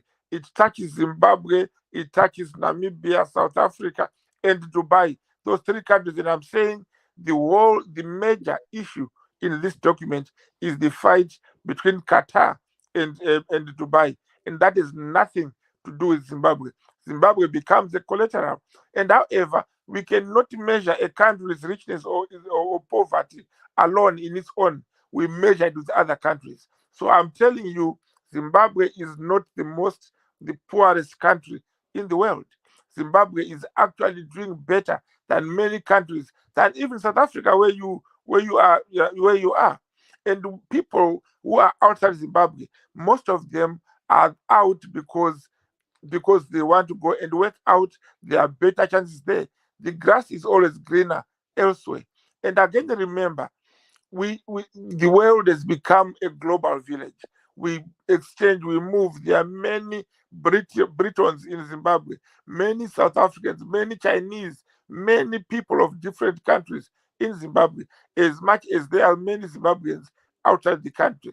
So being out of the country does not reflect poverty in your country. It simply reflects people who are in the Zimbabwean context. It does, unfortunately. In the Zimbabwean context, it does. Sorry. Yeah, so I don't understand the spirit of interjection and not of listening, because when you spoke, we listened. Now I'm speaking. Just be patient and listen. You'll have your chance to say what you think. But it is a shame to have people who always think that their country is worse, and they spend time vilifying their country. We must support our country. Wherever we are, Zimbabwe needs you. Zimbabwe is for you. It's the only country we can call ours in the whole world, and it is in the best hands so far. So ZANU-PF is the best party we have in the whole world and in Zimbabwe. And that is my submission, Simba. And good night to all. Thank you all for being with us. And bye-bye. I would like to respond to you, Doctor, before you leave. This is your sister Comfort. So thank you for the submission. I couldn't quite share much. A few of the things you said, I think it's unfair to do the whole anti-West rhetoric and then to turn around and say, don't compare Zimbabwe to the West. And then in the same sentence, you also say we are a global village. So those are making me very confused. I also wish I lived in your world, because in your world, things seem to be really, really going well. In my world, where in this afternoon, I have a mother from Mufakose who called me. In this week alone, I've had at least 3-4 calls of minors being raped.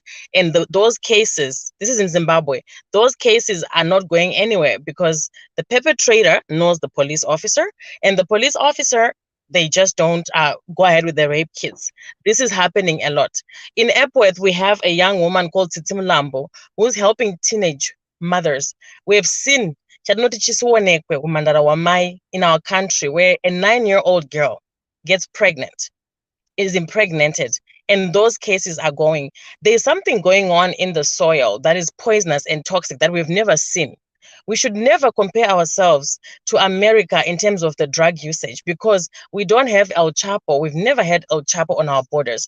But there's a phenomenon that has risen up in Zimbabwe where we are seeing young men, Vachistika, daily. This is abnormal. So if we keep if we keep behaving like ostriches when they are scared and we put our heads in the sand as if we were hiding and our whole backside is showing in public, this is what is happening, and this is what I'm beginning to feel with ZANU-PF people. We are hiding our heads in the sand, but the whole world can see that something is wrong in the soil. I also want to say the anti-sanction song is long overdue, and that chorus is gone and done with. Because in Zimbabwe is one of the richest countries in the world, resource-wise, but it's very poorly managed. The Americans know that the 25 critical minerals that we need to be safe in America, or any Western country to be safe, is found in Zimbabwe. So China, Russia, even if we're on sanctions, we could still leverage for those minerals and get resources back to the taxpayers, back to the Zimbabwean children. If the money was being well managed, the Zimbabwean child should have a choice to be in the diaspora and or not. Many Zimbabweans don't want to be in the diaspora, Doctor. I don't know, in your world, maybe it's a choice. In our world, we are financial refugees because things are not well at home. Willowville, closed off. There's no industry. Mbare, no human beings should be living there. Chijanje, Mavuk, where I grew up, no human beings should be living there right now. The status of the affairs in Zimbabwe are not well. I've asked one of our ZANU-PF supporter, her name is Ramai, I've asked her, she was on a Twitter space, and she said everything is well. There is milk and honey flowing in Zimbabwe. And I asked her, which parts of Zimbabwe have you been to? I invited her to go to the places that I visit when I'm in Zimbabwe, where there are no roads, where the infrastructure was built for the railroad workers to be temporarily stationed. And 29 years later, 43 years later, there's been at least a quadrupling of population and people are still living in those conditions. So I think for the sake of the rest of the Zimbabweans who are not living in your world, my brother, I think it is not fair to be patronizing to the rest of Zimbabweans. Because let me say in ending, a lot of Zimbabweans are in the diaspora not by choice. And those in the diaspora are not in diaspora because they're not patriotic. It's because they need to feed their families. The second aspect I also want to say is whenever a nation like ours is going through what we're going through, women and children are the low-hanging fruit. They suffer the most, and we tend to forget that at times. And then I also want to say, you said Zimbabwe is home. It is home, but is it? Can we observe our human rights and not be persecuted? Job Sikala has been in prison for the longest time, and his family needs him. And what is his crime? So we are living in a country where we can't even observe our own human rights. So there's a lot of things that are happening. I want to say Zimbabwe is at war without the stray bullets, except for those in August. We mimic countries that have gone to war. We don't compare ourselves to countries that fail or compare ourselves to the worst versions of America. I will not compare Zimbabwe or try to compare Zimbabwe to the armpit city in America because I want to feel better about Zimbabwe.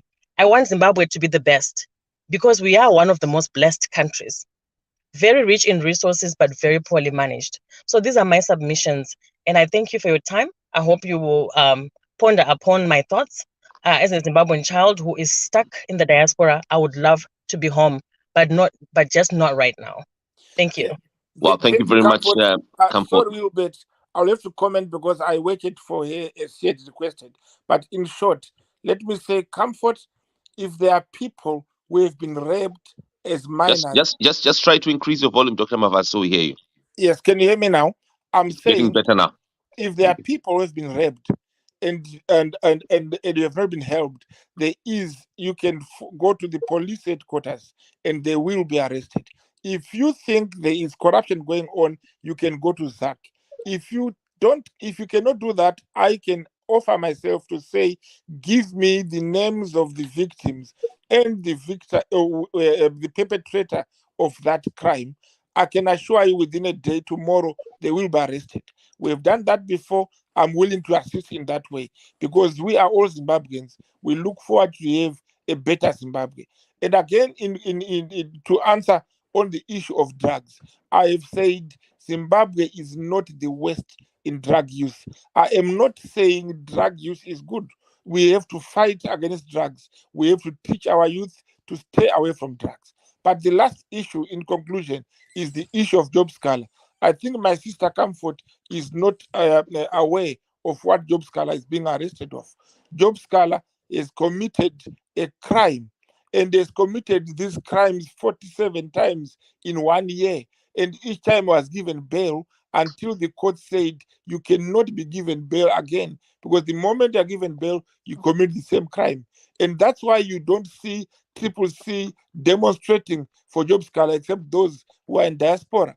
Back home, they don't, not because they are afraid. They know their man is guilty and they want the law to take its course. So we cannot sit here in our comforts and say there's no human rights. There is. That's why Chamisa is out and free. That's why BT is out and free. That's why they can campaign against the government anytime. You are allowed. You are free to open your mouth and say what you want, and there's nothing wrong with that. That's the Zimbabwe we have. That's the Zimbabwe Mnangagwa has given us, and we should reward him by voting for him again this coming August. So if you think Job Scholar is being persecuted, no, you are wrong. He is being prosecuted. He committed a crime and is facing exactly what he has done. If he's found not guilty, he will be acquitted. So Job Scholar is not a victim and is not a proof of abuse of human rights in Zimbabwe. Thank you, my sister, and thank you, everybody, and goodbye. Dr. Mavaz, I don't know if it's going to be fair for you to leave with such having dropped such strong words. And I think people are not going to agree with you in saying Scala is guilty of a crime when there's not even a single conviction as yet. And I wish you could just stay on, please. Let's hear from Tapiwa Nashe. Thank you very much, Uncle. I was listening, and it's quite a heated discussion. But in as far as Zimbabwe is concerned, in as far as people who actually love Zimbabwe are concerned, I don't think they have to take sides here of whoever, because some of us, we analyze things from a technical point of view. I'll give an example.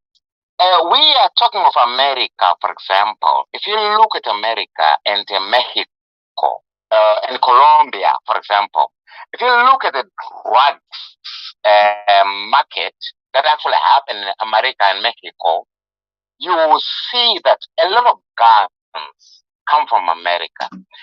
It's actually drug. They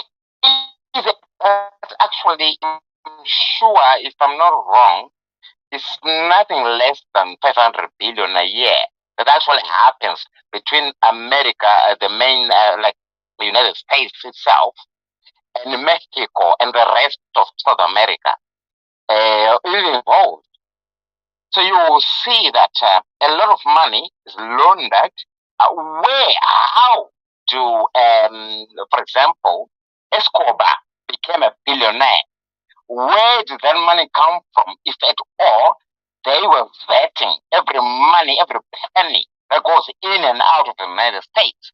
And how, when the guns being paid for, which money, where did it come from, this and that and that. So you will see that Zimbabwe now is being used as a pawn of people who have lost control of a money system that is actually collapsing. Because we have, how many countries have dropped the US dollar in the last 2 weeks? How many countries? You have to understand their statements. The timing of this Al Jazeera thing is exactly trying to save the US dollar because it's going down. Why do I say that? People don't understand the moral standing of money. When you say dirty money, do you tell me the US dollar in itself, without going through drugs and everything, do you think it's clean? That's what we call petrol dollar. And how many people have died to actually uphold and prop it up in the last, at least, let's say, 50 years? We are talking about millions of people have died. and you say that it's clean. Now you go to little Zimbabwe, who has died when people were trading in gold. Nobody died. No, oh my God, mafia, mafia, mafia. Oh my God. So you are forgetting that not only between South America and the US, talk about South America and Europe, talk about South America and even Asia. Try to land, sir. Try to land and make your point, please. Yeah. How do they pay for the drugs so that they have that money? So you need to understand the idea of piety when it comes to money. I think you are a bit of a novice about how money works. I think a lot of people, we need to sort of redesign our, what you call, a syllabus. How people understand how money works. Otherwise, you get emotional about things you don't understand.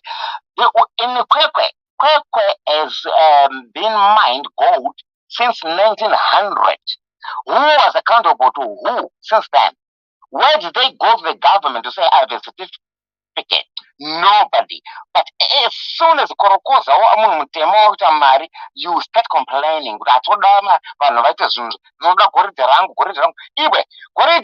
From, let's say, just between 1980 and 1990, when I mine gold, certificate.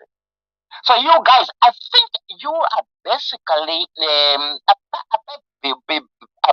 above your level of intellect.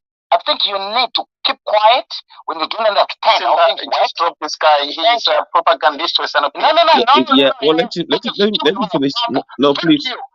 No, so please do not swear. Do not swear, please. Let us respect. Let us respect each other here. Let us respect others.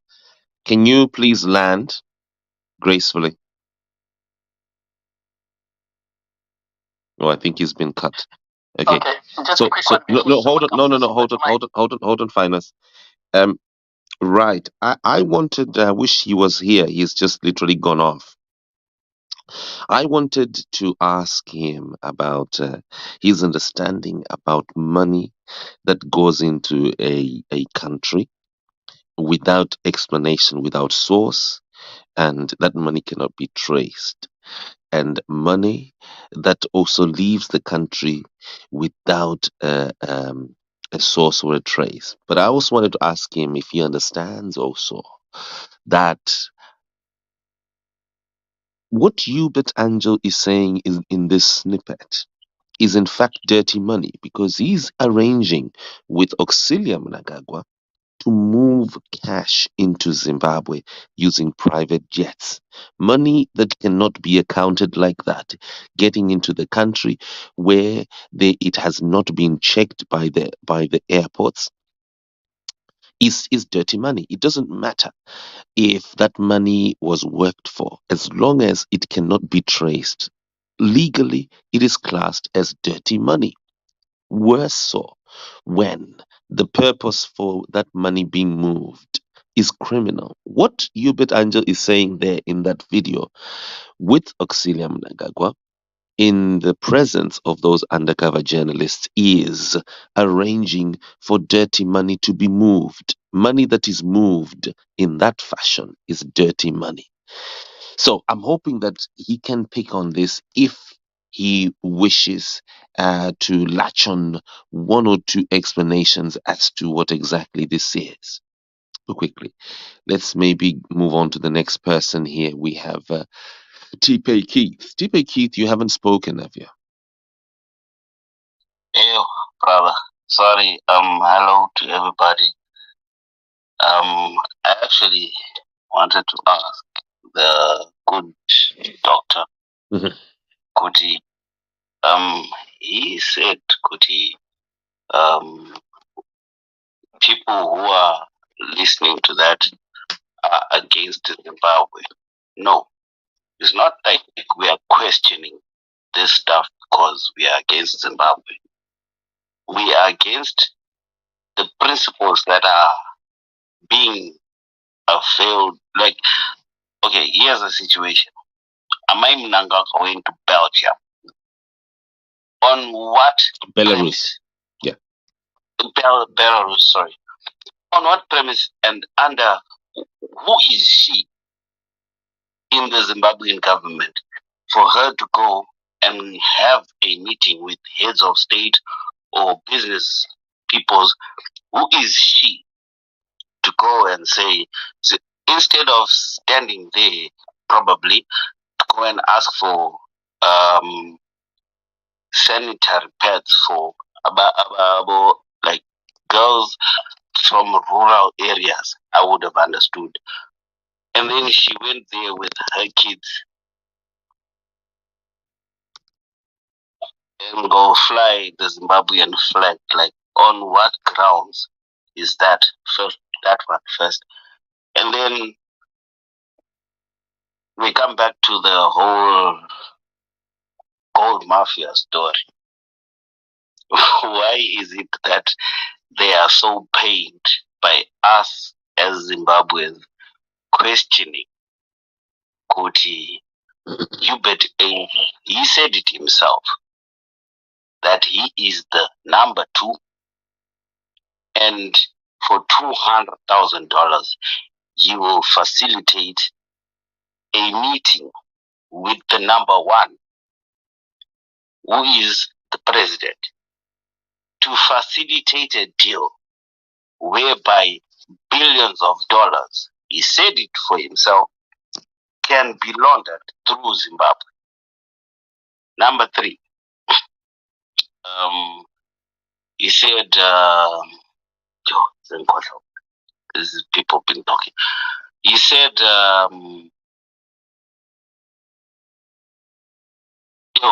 sorry. Mnangagwa gave Belarus, I think it's 240 square kilometers of land for mining and stuff like that. So,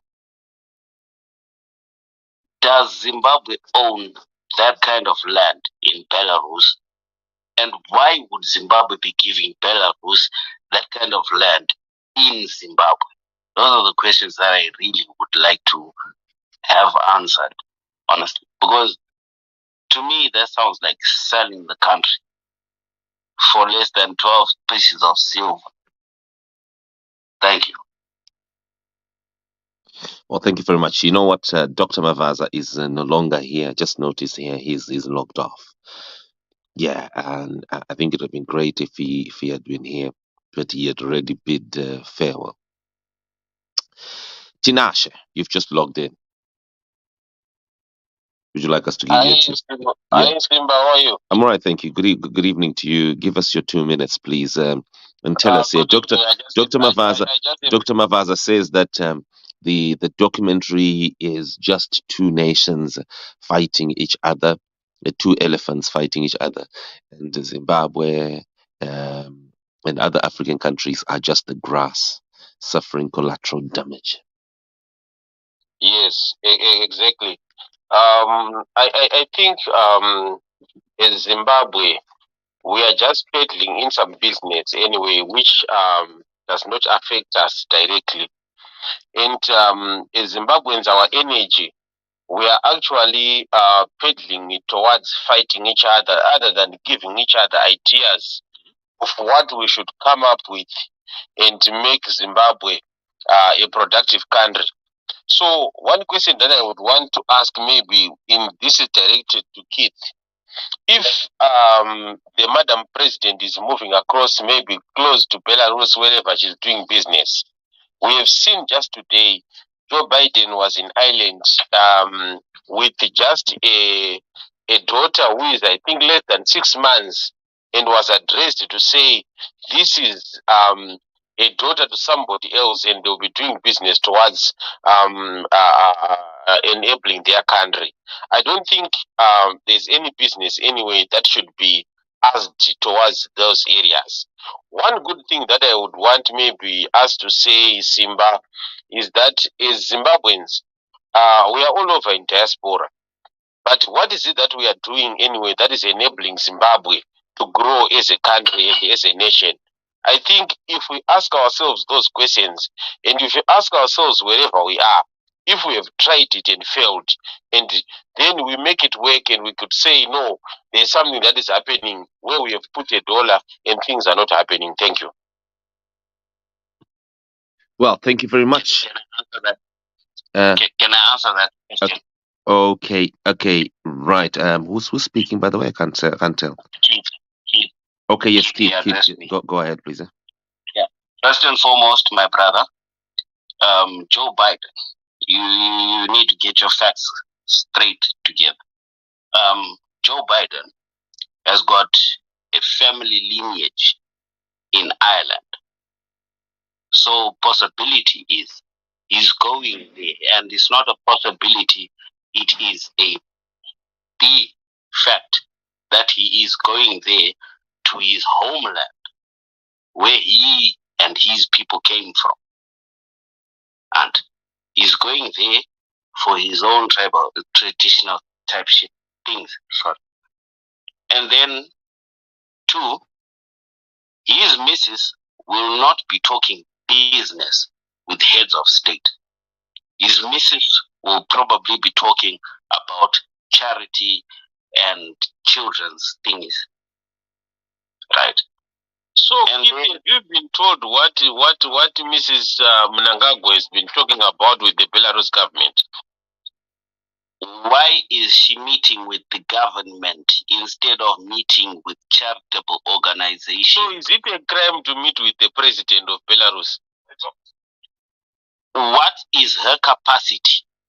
And who are you to ask that? And why is it that you're asking that? As a Zimbabwean taxpayer, who is she to meet? Because she is just she's the first lady and the health ambassador of Zimbabwe.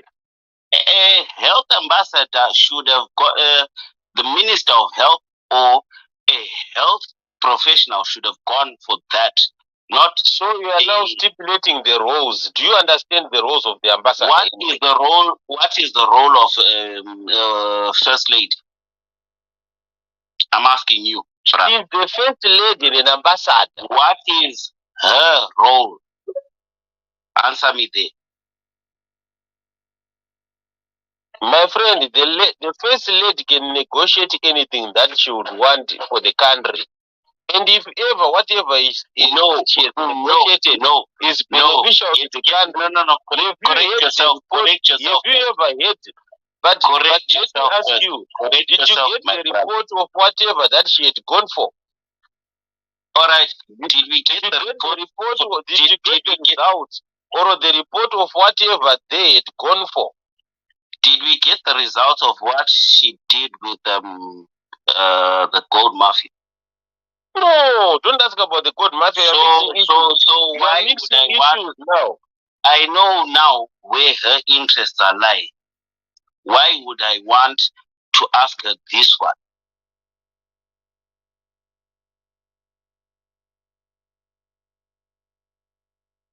Hello? Are you there? Yes, we are listening to you. Go ahead. Yes. Why would I want to ask her this in particular when she cannot even answer for her conversation with Uebert Angel? Excuse me, can I just say something there? I think we need to confine ourselves to the issues that we know. We were talking about the gold mafia, and I agree with what you're talking about as well, that she was named in that documentary. If we start including other areas, why she went to this country and not that country and so forth, who did she meet, without knowing the details of why she went there and what she was doing there, I think we'll just be going round and round in circles here. Okay, fine. Then I will pose this question. Why charter a plane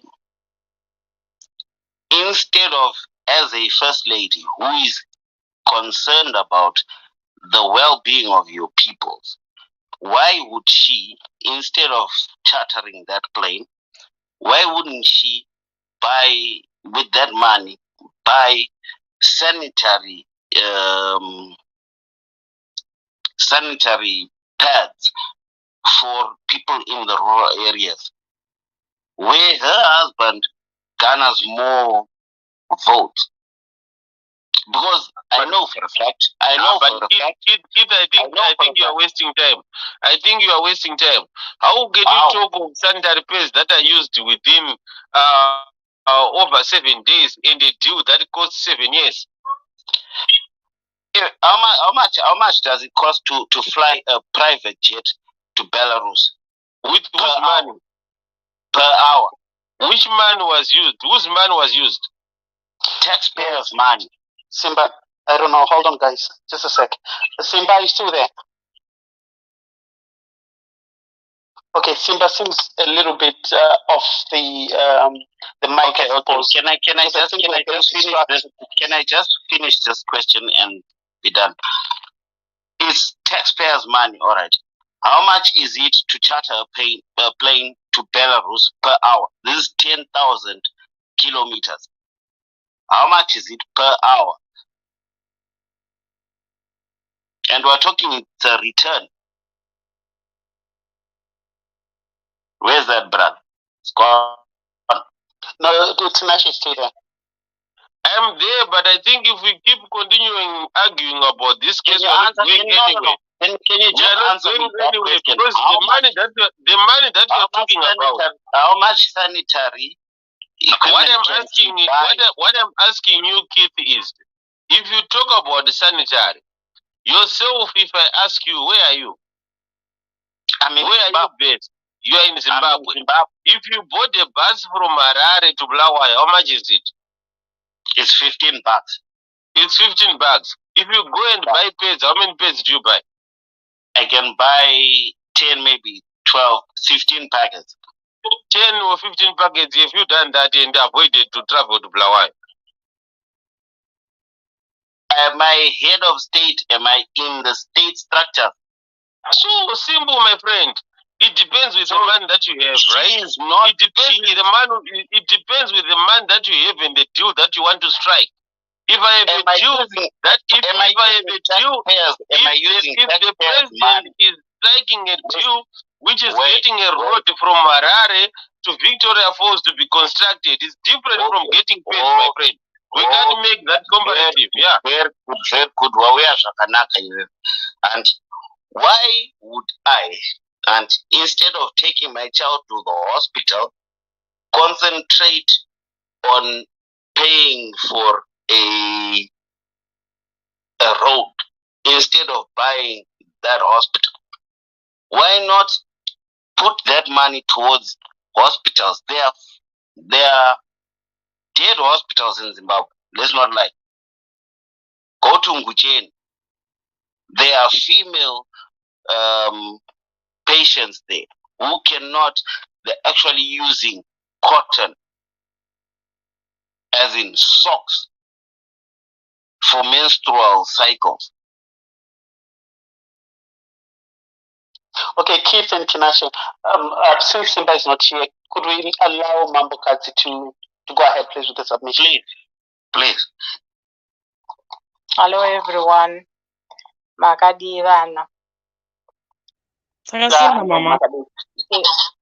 Yeah, inini ndine mubvunzo nevana vari panapa vanenge vasiri kuziva zvavari kunyatsotaura, because ndofunga makaenda kuchikoro makadzidza zvikuru, but ndinoona fanike musiri kunzwisisa zvekutaura zvinotaura kuti nyika yedu ienderere pamberi. Isi takaberekwa muSouthern Rhodesia, tikapinda muRhodesia, tikazopinda muZimbabwe. Takaenda kuchikoro kwatainogara mabhenchi, tichinwa tii, tichinwa maheu, tichisirwa mukaka padhoo. Takapinda muRhodesia kwakanga kune masanctions, asi hurumende yaivepo nguva iyoyo yakaita kuti masanctions asatomboonekwa.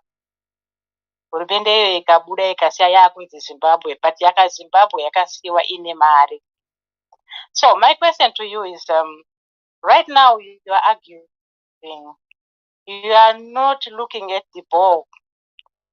I'm sorry to say. You are young and you are in diaspora, suffering in foreign lands. where you are not valued about where you went to school, what language, even your English that you are speaking here doesn't make any value to you as a Zimbabwean in a foreign land. Are you not supposed to be looking at the ball and think, I am a Zimbabwean? I don't have to be in diaspora. I don't have to be in South Africa and where everybody, you walk dreaming that am I going to be here tomorrow because of violence. You are simply fighting for something that is not even worth fighting for, but to build yourself up and look forward and start planning. What is it that you want in Zimbabwe? What is it about your future generations? Because you are here today. Zimbabwe is 43 years. Some of you, and you are in the diaspora, who cannot even speak your language. You are not thinking, guys. If you are men, I wish women should be in front to lead this country because you are not thinking as boys and men. But in institute going with the I know. I'm coming to you guys. Yeah, but I think you are taking so much time and castigating people instead of just going straight to your point. Never think that if ever people are in diaspora, excuse me, andingatendero kuti ndimama ava ndimama vedu ava mama vechikuru saka handingazvitendere kuti mai vedu Zimbabwe vari kuabhuswa moti abhusira futi mai vari panapa ngatiwachei toni yedu. I know those you have grown up not to know that you are a man. You are a man. You are a father. That's one thing you Zimbabwean boys should understand. You heard Dr. Mavaza saying Zimbabwe is doing very well.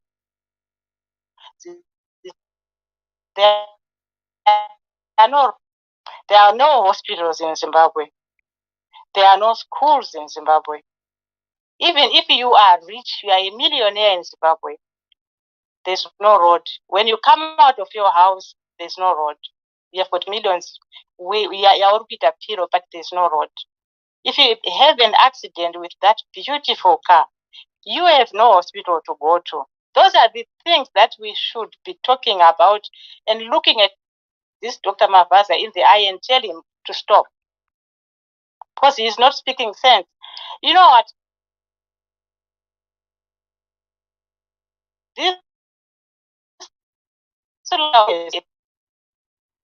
lots of people would think if you have got $1 million today, you are going to be having $1 million tomorrow. If you take it, no longer $1 million, right? If you have got gold today, you are not going to be making that gold 20 years from this time because you will be old. The one thing that we are supposed to talk about is we need to look at the real facts. We need to think, what do we do? But not fighting. We need to be talking, really, right? Constructive ideas. Not this bickering and fighting. Because look at our country. There's nothing. There's no water.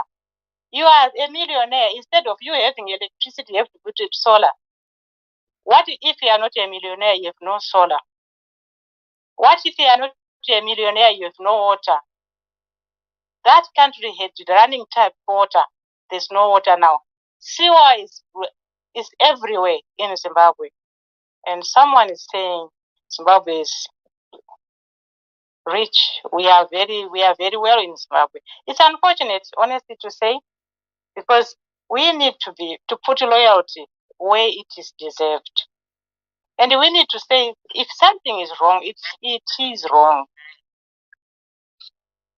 And you as boys, look at yourself and consider yourself that if you are 30, 70, or you might not even. But what about your future generations? Some of us, we won't be here 5 years from now. I might not be here 10 years from now. But what am I leaving you as my children? Which which is your direction, because you don't seem to have that direction. You are yet defending people who are stealing from you. Look, the money comes being laundered, it buys gold, it goes away. What is left in Zimbabwe? Nothing. Hence Zimbabwe is so poor. Hence Zimbabweans are not going to school. Hence Zimbabweans have got no water. Hence in Zimbabwe there's no the money that is being laundered is not even staying in Zimbabwe. It's going out. This is where you're supposed to talk and think, what do we do? Not to fight. Think 100 years from now. Yourself, anybody who is here, 100 years from now, if you have got a child, what is asked you? That's the question that I will leave on you guys who are here. Thank you very much. Thank you, ma'am. Just mute your mic, please. Can I just finish off what I wanted to say? What you're doing is, when you start to speak about Amam Nangagwa, Marital Summer sanitary pads, we're not sticking to the subject. So anyway, finish your submission. I'm sorry. Can I just finish this off? And it would have been better if all this money was going towards, just like Mother was saying, it would have been better if all this money, Irusara would buy. I wouldn't mind if gold mafia was doing their things. Ne? If there were cancer screening machines in Zimbabwe, if there were roads being built in Zimbabwe, if there were hospitals being built in Zimbabwe, if the teacher could get his fair amount of money as salary in Zimbabwe, if a teacher could buy his house in said amount of years, but he will never do that simply because of what? Because of the money that's staying in somebody else's bank account outside of Zimbabwe. It is not fair to the Zimbabwean.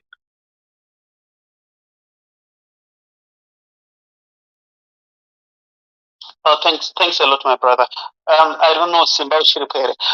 One thing that the takeaway from Dr. Mavaza's submission, I think that was a very dishonest submission, a very disingenuous and very disrespectful and mischievous kind of submission. Zimbabwe yakanaka tisafurirane tichisimbisana. Zimbabwe is on its knees. Sewage iri kuflowa every single day. Pane picture yandatumirwa nhasi yekukwekwe, it's flowing in someone's garden, mune maveggies. Iri kupoya through past pejurahoro. So when these things happen and somebody tells you kuti zviri kusipaka tiri kuvaka maroads tiri kuita sei, and how much are they paying per kilometer for those roads? You'll be shocked how much the government is paying. Even in the roundabout Pacheshayo, how much are they paying for that? So the problem is the denialism and what the ZANU-PF people will come and do, right? It's very simple. Maona Poya Tapiwa Panapa. He was very crafty. They try and distract you. On his submission, he never spoke about the gold mafia. He concentrated on the cocaine trade industry in Mexico and the United States. If you noted that, he spoke about El Chapo and how money was being laundered. He never spoke about Zimbabwe. Dr. Mavaza, when he came as well, he wasn't specific about Zimbabwe. He would juxtapose that with America kune drug problems. America kwakazodai, Europe kwamuri kugara kune drugs. They will never stick to the subject matter for one good reason. They don't want you to talk about Zimbabwe pacheshayo. We understand what Zimbabwe my problems are. Let's be specific. We have to be particular about your own country. Constantly juxtapose kuti nekwa cut.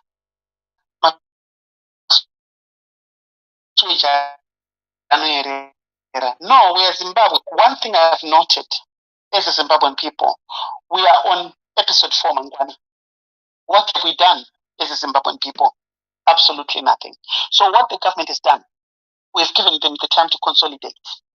Now, that's why when I'm trying to aiwa government iri kuzvigadzirisa takazodai tichasunga vanhu zvichangoperera ikoko. And this song takainzwa kubva pakafa Morris Nyagumbo, it's gonna go on yakangodaro, ichafa yakarodha zvipaya kwamutoko vanoti yakafa yakarodha. That's what's gonna happen here. And as a Zimbabwean people, we will be arm twisted into an election. I'm not calling for voter apathy here, but we will be arm twisted. Nezviripo izvo zviri kuitika, hapana zvataita about the gold mafia. But final, sorry to cut you short. Do you actually notice that our generation, we are cowards? We are cowards at some point. I would want to give you a good example.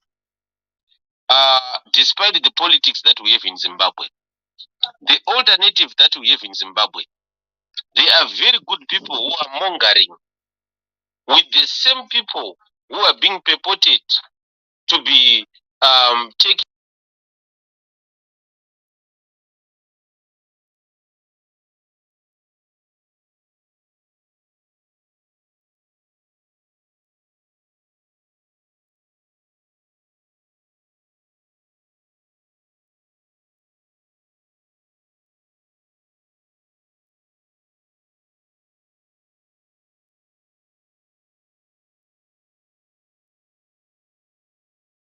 Koma Willard, I don't know if we can hear you. I think you're muted, or it's my phone. I can't hear him either. Okay, now I can hear you. Now I can hear you. Yeah. I think maybe Simba's end is dead.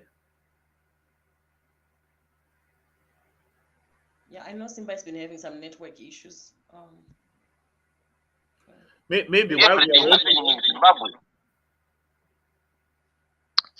Folks, I apologize. I had an interruption and just got messed up a few things there. That's why things got my apologies, and thank you for chipping in, Finos and others here, and just trying to get a bit of order. Yeah, Tapiwa Nashe is back. Tapiwa Nashe, you just bolted out, and Tapiwa Nashe, when you were speaking, why is it that you never really talked about the actual gold smuggling that people are seeing already as of tonight? That is very clear there. That your party leader. I want to apologize for. Yes, yes, yeah, but hold on. Yeah. Let me finish my question to you. Yeah, can you please address the actual matter of gold smuggling and money laundering and abuse of the Immigration Act that Zimbabweans have already watched so far? Uebert Angel, who is an ambassador of your country and an ambassador of the man that you support, Emmerson Mnangagwa, arranging such mass scale theft of our country's resources.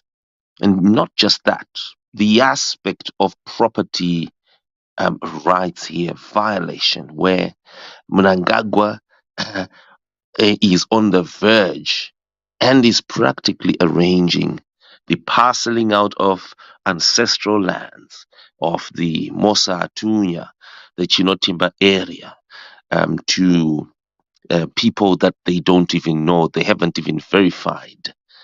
Can you please tell us right now, in terms of criminality, 1 is to 10, 1 being not not at all severe, 10 being extremely severe criminality here. Where do you place Uebert Angel, Auxillia Mnangagwa in the video that Zimbabweans have watched so far? And would you like to elaborate on that? Thank you very much, Simba. Thank you for the opportunity to express myself. Because myself, I'm actually quite neutral. Why? Because I believe in the Constitution of Zimbabwe. The Constitution of Zimbabwe is clear about criminality. That's beyond me. I'm not a legislator, but I'm a observer. But you are aware. But you are aware that it is illegal. It is illegal to fly private jets with money. Yeah, I'm getting there. When we come to a legality of things, it's contextual. Why I say it's contextual is the idea of the illegality of the causatives. Why are people doing this if at all there was no other factors involved, right? Why do I say that? It's because we are looking at, for example, the banks. Like myself, I'm a commercial manager myself, so I understand assets, right? So you're okay. So you understand. Hold on. So you understand money laundering. Let me explain. Wait, Simba. I do. Yeah, I do understand that. Yes. And so what happens with assets is this. When can you stop monkeying around with me, please? Sorry about that. I actually hate people who are playful. I'm not at all. Listen, what happens is this. When we have gold, I will start from first principle, right? The first principle is this. We mine gold. We have artisanal gold. We will contribute half of the gold that's mined in Zimbabwe. The artisanal gold is paid for, right? Cash, right? On the street in Zimbabwe is paid for. Somebody gave that gold, it's his gold, because he's paid for it, right? He goes to maybe refiners, or he goes to maybe international markets. There are other refiners maybe in Dubai. Now, that's my point now. I want to focus on the point. I don't want to waste your time lecturing you about things you know already. In Dubai, it's all about the value adding. It's all about the conversion of the resources that you can have. Why to go to Dubai? Why not in New York? Why didn't they go to Joburg? Why Dubai? That's the question people should be asking. Because what happens in Dubai is that why is Dubai so developed? It's because they add value to they create value. You understand? That's not a crime at all. It's not a crime. So the criminality comes when you don't realize that value locally. So my suggestion, Simba, is this. If we actually can have a banking system that matches Dubai, that's why Zimbabwe said Zimbabwe is going to be the next Dubai. Why? Because the opening of the Victoria Falls, you remember, they opened the Victoria Falls foreign exchange, I remember. So if you look at it, money is not exactly the goal in a physical sense, but it's what it stands for when people do futures. For example, there are a lot of people who basically bet on things. In London, you say, we call them bankers. In London, we call them bankers. They do futures, they do this and that, and then they actually borrow people based on their beliefs. So it's a virtual money that basically is supposed to benefit Zimbabweans. Now, what's happening now? The problem that I agree with you is the fact that that's being externalized to Dubai, not Harare or Victoria Falls. But the gold was supposed to actually have this value adding happening locally in Zimbabwe with our banks. You say we have so much gold, so the investors with their dirty money or whatever, they come to Victoria Falls or they come to Harare Stock Exchange. So okay, we know there's gold here. Come on. You see, but currently, even Americans, even Chinese, even Saudi Arabia, they go to Dubai. Why? Because of the favorable conditions. If I'm an asset manager, right? If I want to have a client, like 20 clients, I want to maximize the return on their assets, yeah? I go to Dubai. Why? because they have liberal, no questions asked kind of thing. That is there's no one has committed a crime here. If I'm going to be honest with you, from a professional point of view, no one has committed a crime. The only crime is that we do not understand that we are a digital world. Do you know the speed of how capital flies and go in and out, in and out, in and out? Joburg, South America, New York, this and that. Do you know how fast? So basically, Zimbabwe need to understand that it's no longer, oh, that's my code. So Marisha wananguvai, 9 o'clock, no. What you need to understand is that God, Yabuda Pepe, you have power to attract vanhu vachiroma digital computer. And then they come to Zimbabwe, we invest here. Because I know it's gold. You understand? So you attract. So all these people implicate kuti vakaba good. Hakuna kwarakaenda in the real terms. Uona? Because inini alright, ndikachara gold rangu inini 2 kilo. Ndeta naro cheap saka, ndo gold ereni. But there's someone out there anoziva kuti value yechecho anochandisa sei. Ndokwandoenda ikoko ondipa mari zvatovharana. And then inini pachangu kana ndichida kuti ndinge ndichita enjoy my benefits of gold rangu, I create my own to buy in Zimbabwe. You see what I mean? It's not exactly kuti pana munhu aba pano. Because gold rakabhadhagwa, munhu akachera akabhadhagwa, wakatengesa akabhadhagwa, ikazobuda ikaenda zvokuti nengi izvazvo vanhu vari kuitawo zvavanoita, asi for you to take them to court kuti waba gold iye abhadhara munhu ane receipt yake undatenga ka, you might find problems, right? You might have let's say a leverage yokuti immigration law haibvumiri kuti munhu atakure mari yakawanda kudai like that. Yes, of course, technicalities, but trust me, when you talk about mafia and you actually put the word mafia there, the suffix is like the mafia, gold mafia. I think it actually shows the illiteracy about exactly how gold has been traded in the last 200 years. Okay, I need you to land. I need you to land, please, because I think you're going round in circles. You seem to be repeating exactly the same point. In Joburg. Okay, I'll land now. In Joburg, kacherwa mugero, unogona gomba riri muJoburg rere. Regoride, Gauteng is place of gold. Pane munhu akamboita government here paya achiinda kuti ndachera gold rangu ndoenda government.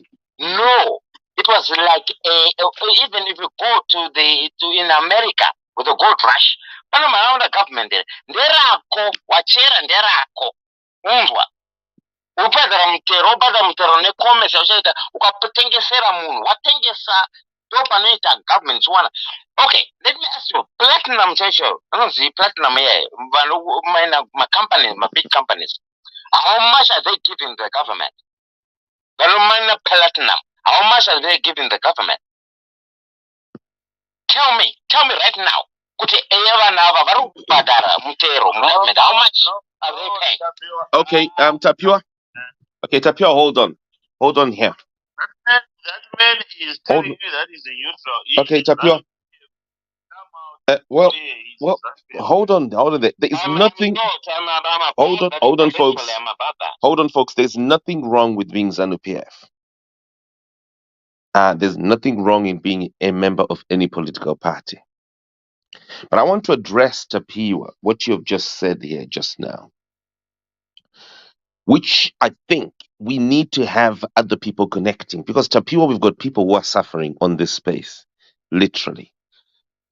You said that there's no crime that you have seen in the up to now 4 documentaries. On this space, there's. Yes. Let me finish my question. Are you aware on this very space there's a crime happening in relation to this documentary?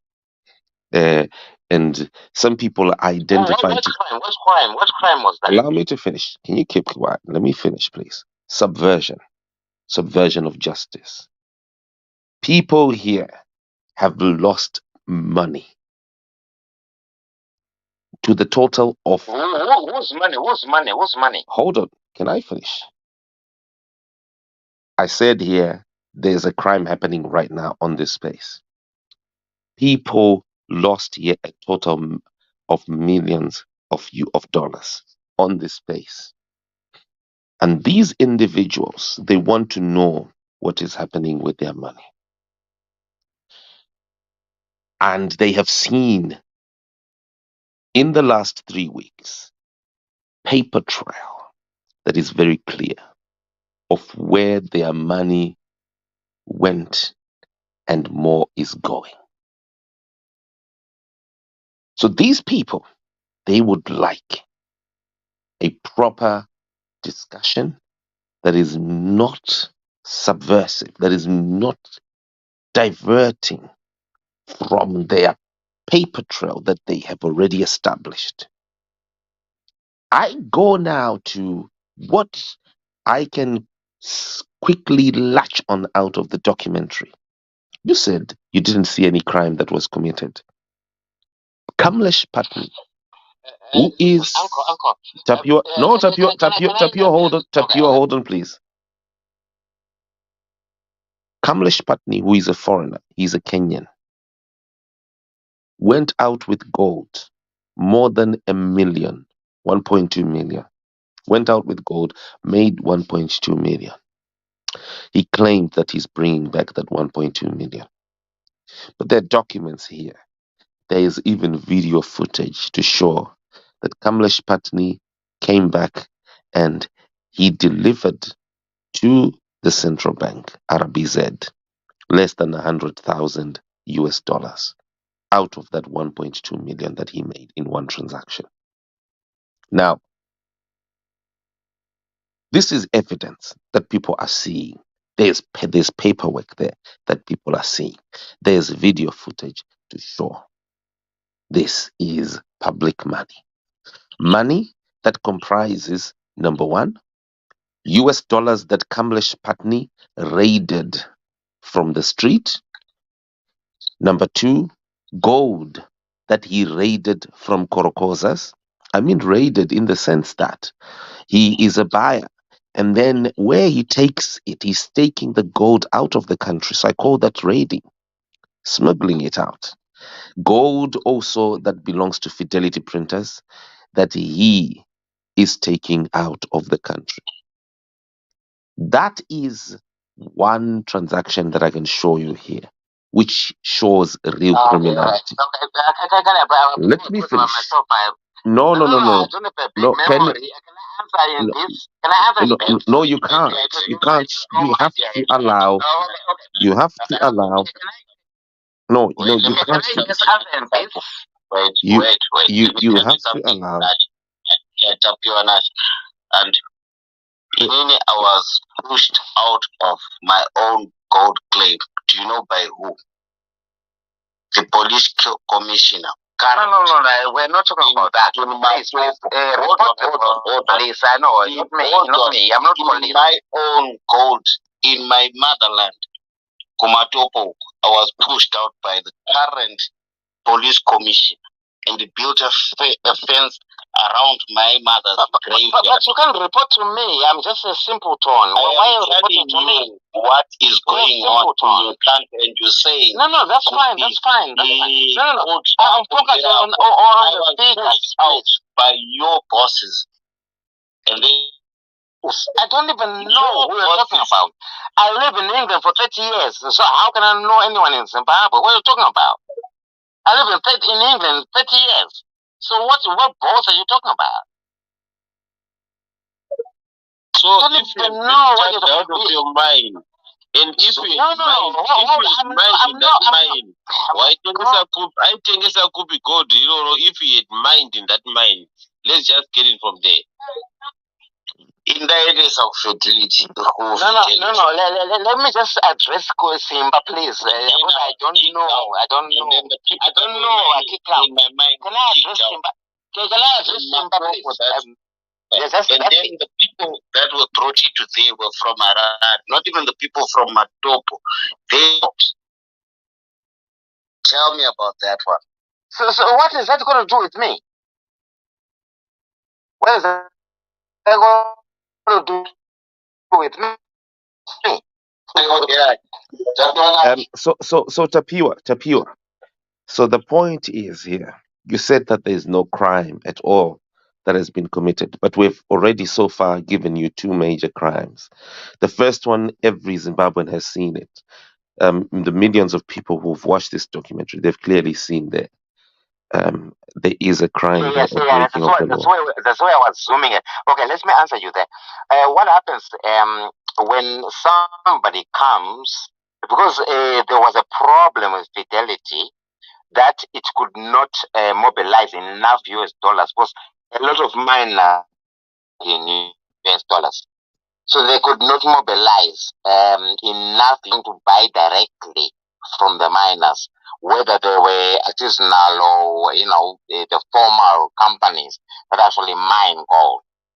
What was happening was you have people that actually bring in their money, right? They have money to actually give US dollars in cash. Because that's why, even if you look at the documentary, it emphasizes the fact that all the transactions were done in cash, right? There was no bank involved, right? So what was happening was I come with a stash of cash, and you have a kilo of gold, and I give you the money that is equivalent to whatever you agree to, right? And that is my gold. It's no longer your gold, right? So I've actually paid you in US dollars, okay? Right? So when I leave with that gold and I go to Dubai and I sell it in Dubai, what I don't understand is why do you expect me to come back to you again and say, okay, you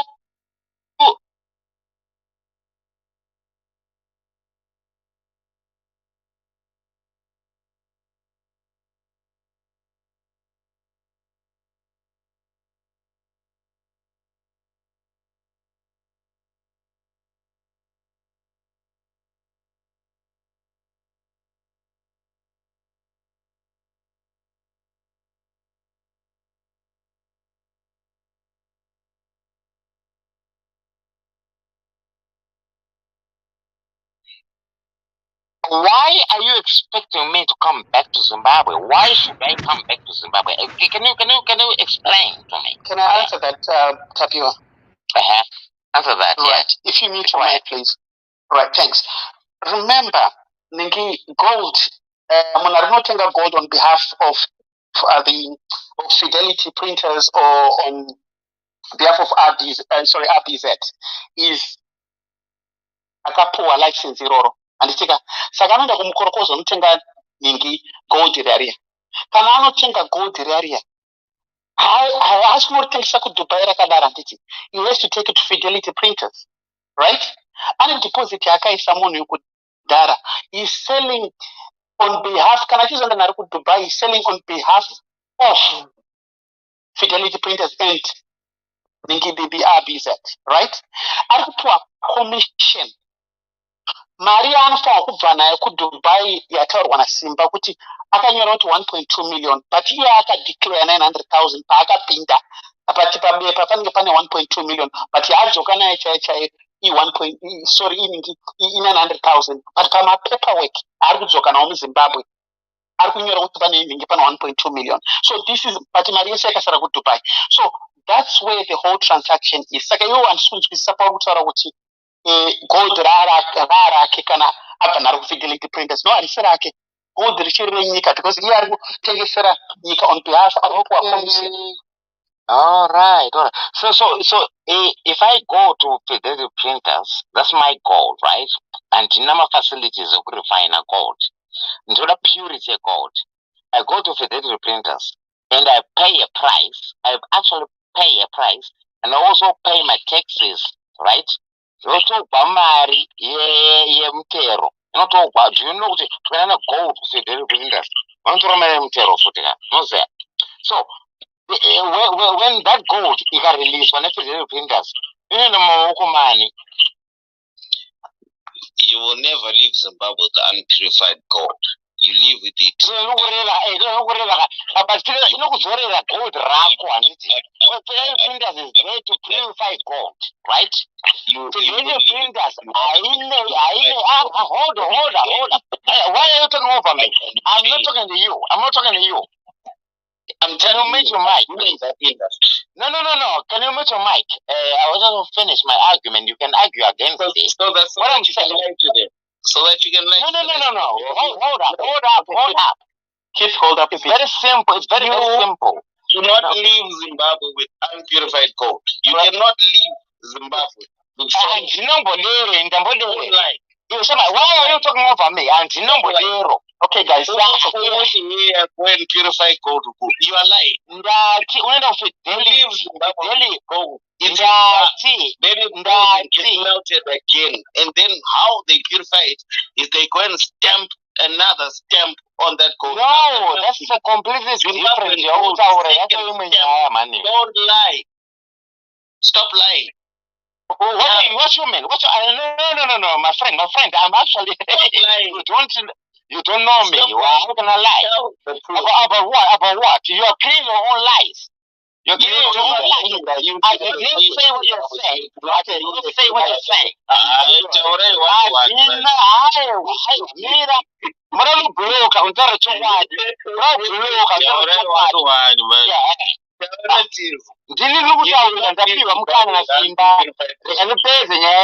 can talk over me later.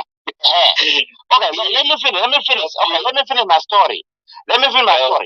What I said was, inini ndikatenga gold makorokoza puriza ndizivi, right?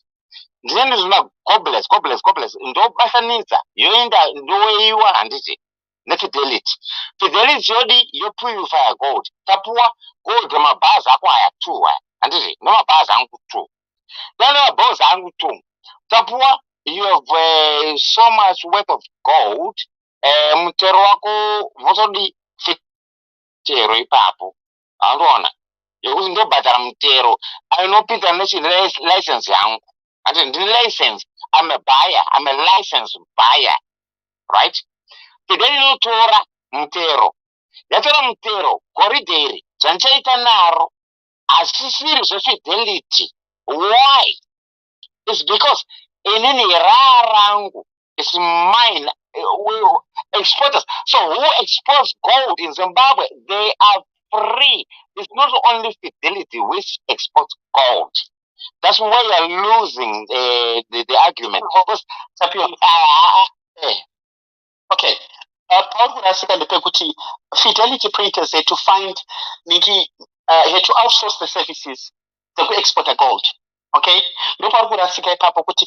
Vanhu vaka-outsourca vanotengesa gold on behalf of vari kuwana commission pache zvavo uri kunzwisisa vanotengesa gold kunana Dubai kuyakwe gold richiri renyika iri, remember that part, right? Selling on behalf of the country. No, there is another one whereby you can directly sell yourself. You can go with gold yourself. You think with gold no. Gold Fidelity or purify one, and then you can actually sell it on your own. You are allowed. So why are people getting out? There are two ways of selling gold in Zimbabwe. You can be agent of Fidelity. You can be agent of Fidelity, and then you can actually be your own gold trader yourself. It's allowed. You're lying. Why do people get arrested on their way to South Africa with gold? Why wouldn't they are exporting minerals? Because they can declare. You have to declare it. You have to have a certificate. You have a certificate. The person who would have given to Fidelity 1/3 and to police minerals. Vanongosvika pabhodhi anobatwa kuti. Tell me. Angasina certificate yacho kayokuti you can export. Because some people have to export watopuwa mukana. Iwe shamwari. Wanti vanhu vanofanira kudeclare gold ko vaipere masecurity pa-airport. I'm sorry. So one question.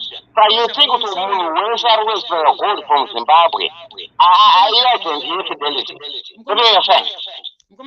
Allow me to redirect this conversation because I think we're straying away from what before. When you stepped out, there was one of our mothers came, and she said we're losing focus. We're losing focus for the men, for the young men, for our brothers, for our fathers. You have to know that we need your support so that we can actually preserve this heritage. We can preserve our legacy so that our children never have to have no choice but to be in the diaspora. Let me redirect with some facts here, okay? Emmerson Mnangagwa, our sitting president, just gave Belarus land for gold mining. The perimeter of that, he just gave land, sorry. The perimeter of that land is 241 kilometers. The area is 54,650 hectares.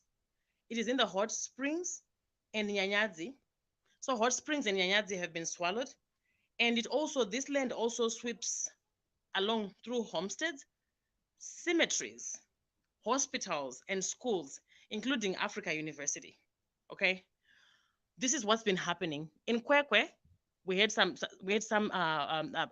pegged land, pane gold for sure, but it's next to a primary school. We saw what just happened there. So I think let's focus on these matters, not the processes. We already know something is off. We already know there's no checks and balances. Very different. Geology is very different from your I see geology. I see geology. This is not geology. This is selling the country. When last time I was in Zimbabwe, I literally saw my Chinese akatengeserwa a hill, a granite hill. You don't even understand. Granite hill. The Chinese take the hill, they take the rock, they make my tiles, and they ship the tiles. They ship the tiles to China. Our birthright is for sale. While you are in Texas, the other doctor from ZANU is in UK, and they tell us that all is well in Zimbabwe. I want to hear from a person in Zimbabwe that all is well. All I know is that our birthright is being sold by the ruthless people who don't care. And so what we're not going to do is you coming here, I respect you and I really love you. But please don't come here.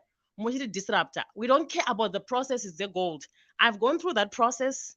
It's a never-ending hole, fidelity, because they are taskmasters in that system. I did it for fun, just to see how it was. So you can explain this process. Maybe they work for you, but they don't work for the average Zimbabwean. They don't work for the average Zimbabwean. Yeah. Listen. I'm a scientist. I am a technical person. I'm not a politician. Listen, you are missing a point. I'm not a politician. And I'm not somebody who bullshit. But you're a disruptor. You're a disruptor.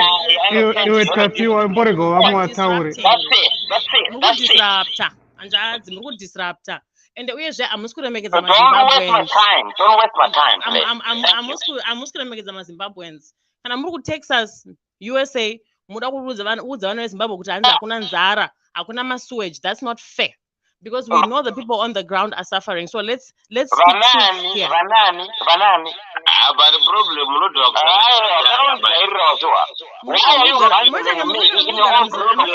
I'm not a politician. Don't involve me in politics. I'm talking about how somebody's given land, you are actually given just a permission to explore. You don't own anything.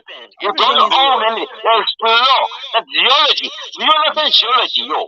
You know geology. Ngomatapo hazina zvechirungu mukati. Ngatingotaura kuti nyika yaenda kombwa, nyika yekutengeswa. Nyika yekutengeswa. Iwe tapiwa wasataura geology kumbosi hauzi kuti kune land zoning. Land is zoning. Chimbomwe mvura nzvadzi. But can we ask a question here?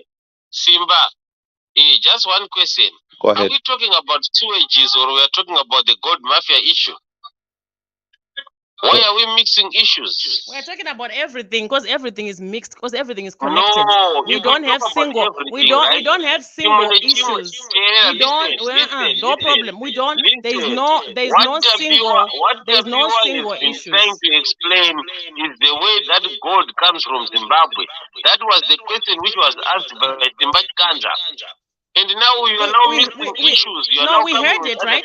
And that's, we heard it. We heard it. About other trivial issues. We heard it. They're not trivial. Nothing is trivial.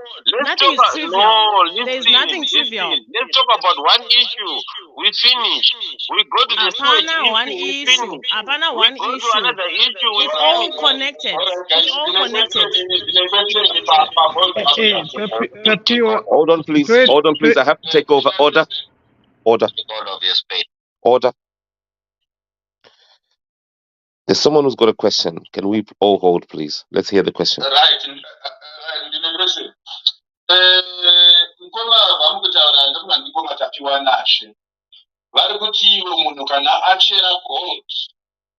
Gold racho nderake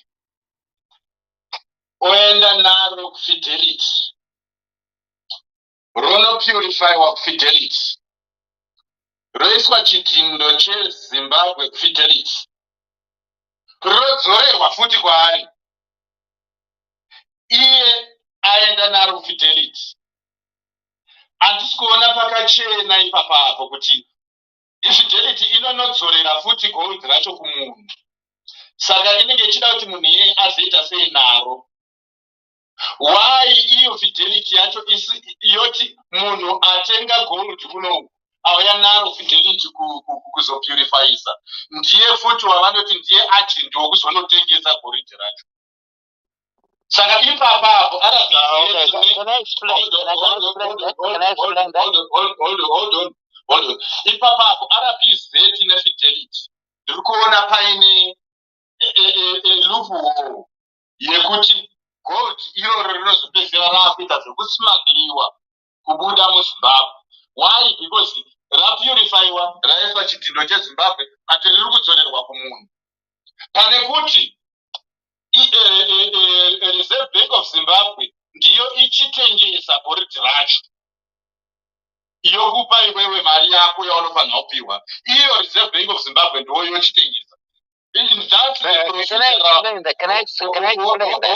Hold on. Inini pakuona kwangu, that's the procedural management of our resources. Because the Reserve Bank of Zimbabwe ndiyo inofanira kunge ichiita management of our resources akaita segold in Zimbabwe. Mazvona kwete kuti unopurifyisa wopiwa futi gold racho kuti uite sei naro. You see. So ipapo I agree with you, Uncle. I agree with you. Let me just explain. Let me quickly explain that to you. This guy is no, hold up. I just want to explain to you, Zamataura is very perfect. Fidelity, in the authority, poor authority in the government to sell and monitor and manage our gold. But the problem, Ripo, they could US dollar is in the economy in other areas so that they could borrow maybe from the next bank.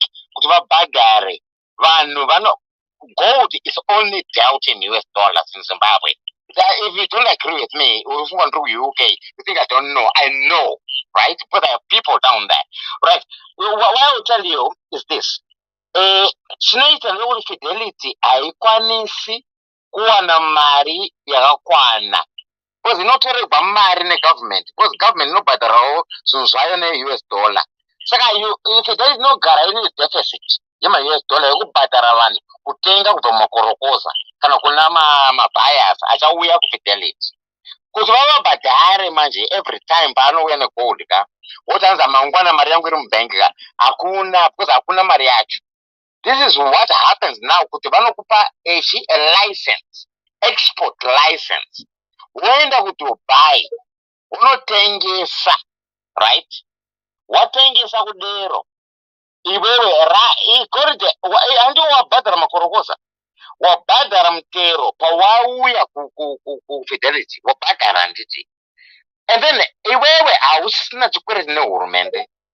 Chikwere chapauri manje kuti iwewe mari yawapa vakorokoza nehurumende ne recover your property, your costs. Kuti unge urichi uchitenga rimwe gold futi because alright ndabhadhara makorokoza. Let's say makorokoza andizindura 1000 per kilo. Nompa 1000. Ndoenda ku refinery but atula another $50 kuti tiditi refine over $50, right?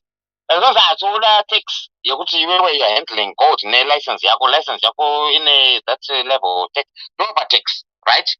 Ndaruza mari yose yoenda pa korokoza, ndaruza mari yoenda pa government, ndaruza mari yomutero. How do I recover that money? Saka inini pachangu I have two options. Ndotengesera fidelity. Fidelity yotora gold rayo, right? Or inini ndopuwa gold rangu notengesa in the open market. And then I maximize my profits. Right. That is exactly where this corruption and that's they've been talking about is happening. Whereby fidelity yashaiwa mari yokutenga goride rikucherwa nevanhu genuinely vashanda mabhande. Ndandikorokoza usurubi inini. Ndinoziva bhande regoride ndoriziya unzwa. Ukateerera iwewe episode 1, episode 2, episode 3 kusvika nhasi tine clip snippet episode 4. Andika hapana kana pari kumbotaurwa nenyaya ye-exporting license. Hapana pari kumbomentionwa exporting license. Mapepa euna ndeyekuti baya What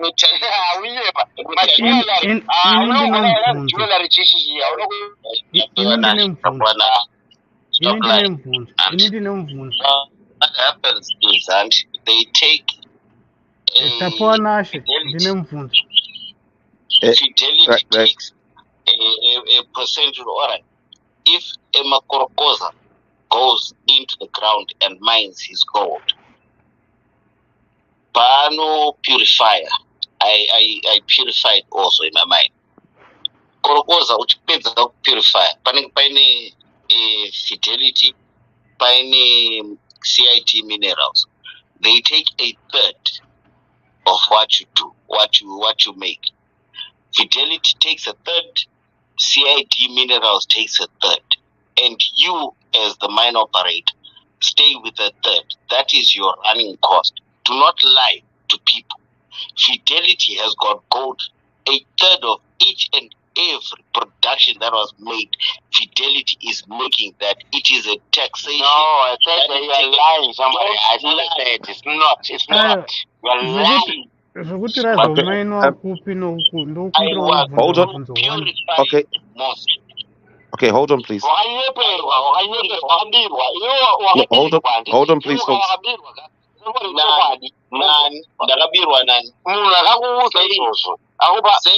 No. Okay, we're going to mute everyone here. We need to hear a question from someone from inside the video tab called Truth. Truth, please fire a question. My question is, can you please speak up? Can you please speak up? You're too low. My question is, Dai kunyasenda pamuromo chaipo chaipo. iya vana nhanhire vana brother Paul wati handivo vandi kutenga vanhu paairport kuti vasaona gold vasavona mari vangoita sezvisipo vane vanhu vari pamapero kuSouth Africa noko. Why is it not corrupt kuti panotoemploya vanhu kuti vamanyise dzimwe mari vachiemploya vanhu vemakombiyuta kudzima mafigures kuti pasava netrace isu tozonzwava vachiti kwanza hapana crime yaitwa hapana crime yaitwa ivavo vari kupuwa gold vacho vachimhanya naro paairport vana vanhu vanobhadhara hatariswi kuti vave nemari mari ndinoziva kuti inodeclarewa kudya kuti ndave nemari yakati ndezvakati.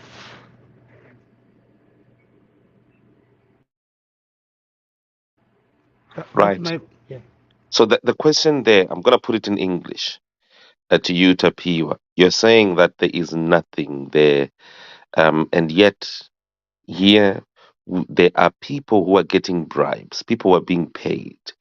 There's one individual who is being paid a bribe by a foreigner, a Kenyan foreigner who was prosecuted in Kenya. He's being paid a bribe of $30,000 per month, which is not being taxed as well. Let alone what else he is being paid by other criminals. Now, yes, you are right. There is an export license there. Kamlesh Patni does have the ability to export our gold, this RBZ gold, outside the country. But what on earth is that? How do you even call yourself a Zimbabwean and you allow a foreigner to take gold from inside Harare and take it through our airports and take it outside the country? Is that not wrong in itself? That gold is being taken out of the country. Gold that is supposed to be accumulating inside the RBZ is going to another country.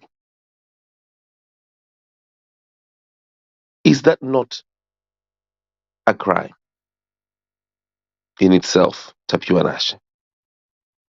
A foreigner who was prosecuted in another country for $1 billion fraud and money laundering called the Goldenberg scandal nearly 2 decades ago is in your country, Zimbabwe, repeating the same thing that he was prosecuted for. And he has got all these licenses to take, and it's not just gold, even to take our US dollars that he is stealing, he's raiding from people on the street, from our people, your relatives who are in Zimbabwe, shortening our reserves of cash in the country, taking that money out to Dubai, and also taking the gold to Dubai, taking it over there. Gold that was already stamped Zimbabwe gold, he gets there, he melts it in Dubai, and he stamps it Dubai gold. Isn't that a crime? A foreigner is doing that to your own gold and your money. Shouldn't that be bothering you today? Shouldn't you be assisting the people who are struggling right now, whose accounts were raided, with facilities, ways and means of prosecutory methods to not only get their money back, but to prosecute these criminals? Tapiwa Nashe, over to you. Thank you, Uncle. The thing is this: if you look at the main man, what is called in South Africa, the tobacco guy. The tobacco guy, you see that his father, if you know the history of Zimbabwe, his father in the 60s and the 70s, was the Minister of Agriculture, and he was also in the JOC, what we call JOC today, which is Dareondo. They basically was responsible for sanction busting. So what actually has happened here, that a lot of people are actually taking for granted, is the fact that this young man was trained by his father how to pass sanctions. So when you look at it from a moral point of view, it might sound very, very wrong. And when you look at how does a country survive so that we don't become Venezuela or Cuba, whereby you actually beat those illegals. But to me, I will tell you my personal opinion about sanctions is they are still illegal. You don't punish people for no reason. So the idea that you actually have an intelligence unit within your government to actually sustain a government, sustain a state within your constitution. When you talk about illegality, it becomes a bit of a gray area, because it's the state itself.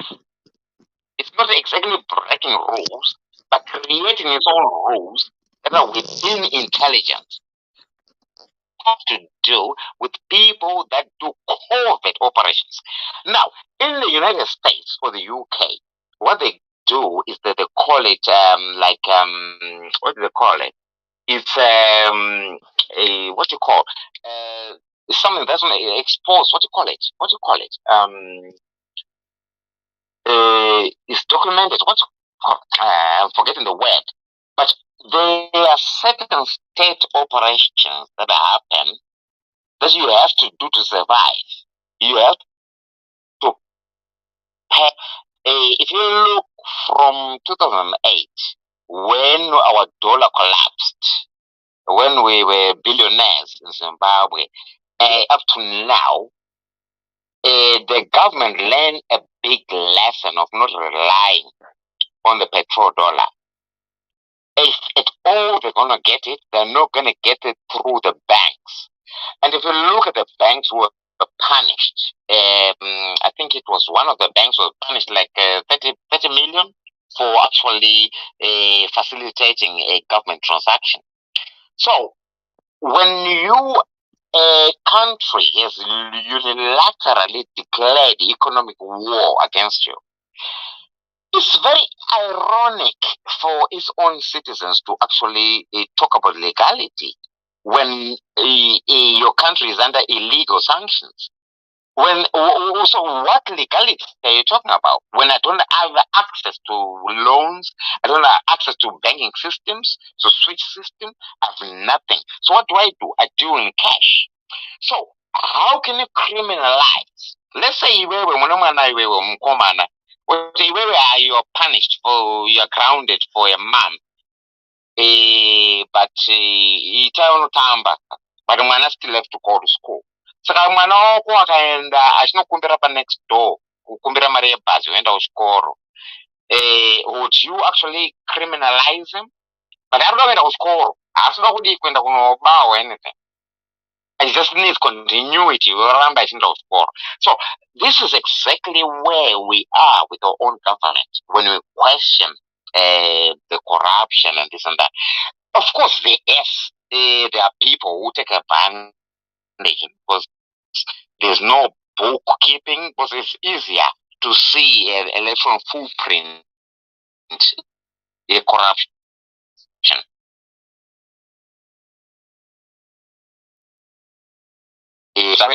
People are corrupt. But if you are actually excluded as a whole government, you're excluded from a switch system, from a banking system, any bank that deals with you is punished. And then you rely on a cash system. sustained the government for the past maybe, this is being run by intelligence, by GOC. This is being run by GOC. And is it criminal? Well, to me, I can't make the moral judgment. But what I understand is that we had roads being built, we had teachers being paid, we had nurses being paid, we had government working. Where the money was coming from, I don't know.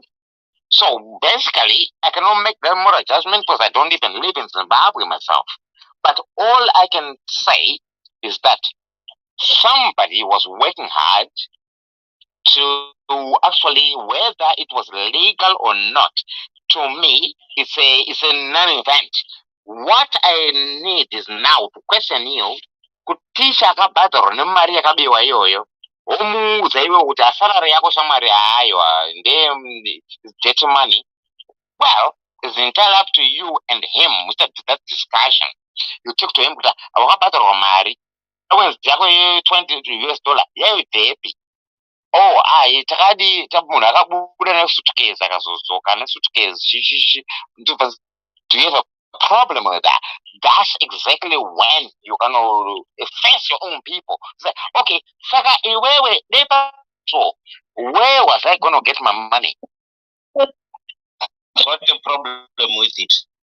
Because if we would a suitcase and of money, or only pama peanuts from that suitcase of money, instead of alright, ugadai so waita kutenga hospital facilities and zvinodiwa hospital and nemari not to fund your own pocket, and then you say to me, no, it's a great area. It's a gray area. Why I say I've told you why it's a gray area. How much is coming into the country every day? How much is coming into the country? We are not under martial law, so whatever government has to do is to open the law. No, I will tell you why. Let me tell you why. We've worked around. Tawana Maria Kadai. So let's instead of gadzira mavhiri emota mwana achirwara and ngatiendese mwana kuchipatara and chipatara choshanda, and then we can find out kuti tozoita sei nemavhiri emota. You guys, instead of that, No, that's fine. No, you guys. I'm not part of government. Sorry, I'm not part of government at all. So can I explain? Let me explain how government works. Okay, can I explain to you how government works? Listen. I'll explain to you how government works. Government works on debt, right? Government works on debt, right? Government ukaona wanaenda kupatara paya azireve kuti mari inoita cash, right? Akusumbare. What happens is this: if you have lines of credit whereby you can actually do a budget, right? It doesn't necessarily mean mari iripo. No, it doesn't. How government economics work, how government commerce works is this: the government expecta kuti tichatora mutero yakadai, tichawanavo ma-exports machi zinara zidhara whatever vobhajeta handiti vabhajeta kudero, and then mari yacho kana yakavhagwa ndopane problem. Ndokusaka paipinza ishi manje yokuti ikave maburi. Hauna kuti mari iri kupinda in cash. So why would we want to work on a basis when you in cash?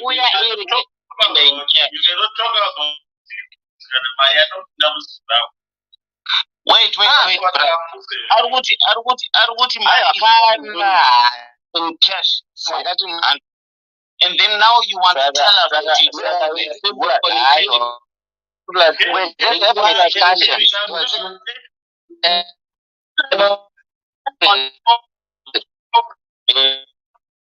Are we saying, in simple terms, are we saying kuti munhu wese akadya mari isina kuuya nemawire akanaka muZimbabwe has got a king that? No, not at all. No. What I'm saying, my question is, why is it that kana mari yapinda yacho kana yapinda yacho na mari yacho?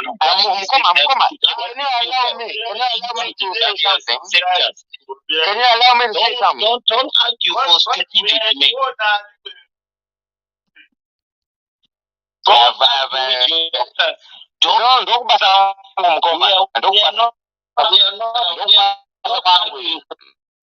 Okay, there's a quick question to you here, Tapiwa Nash. You seemed to keep on repeating here that Zimbabwe has sanctions. That's your claim. That's your belief.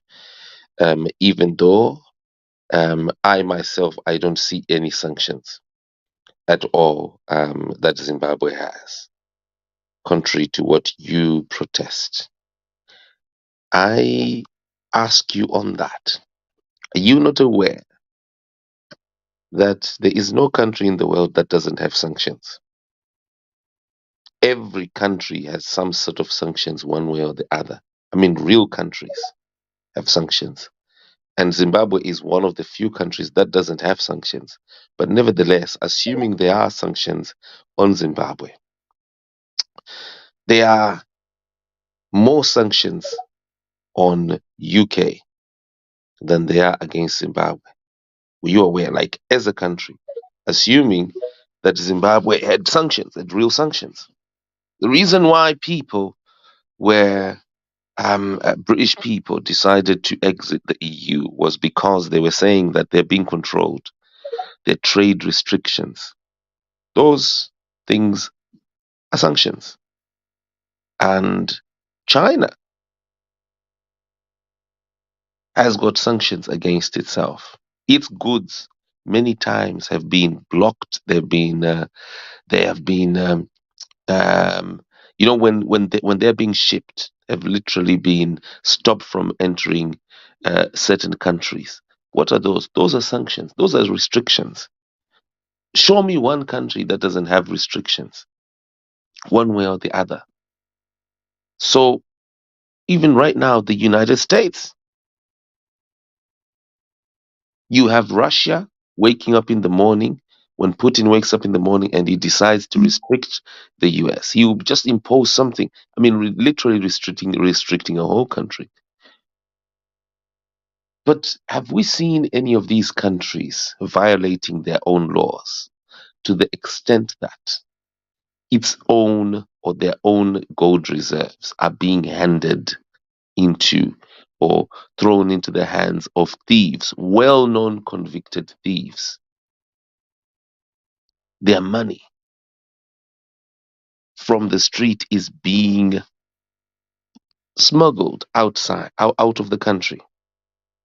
Have we seen any of these countries allowing this theft of its own resources, gold and US dollars? Have we seen that happening? Over to you.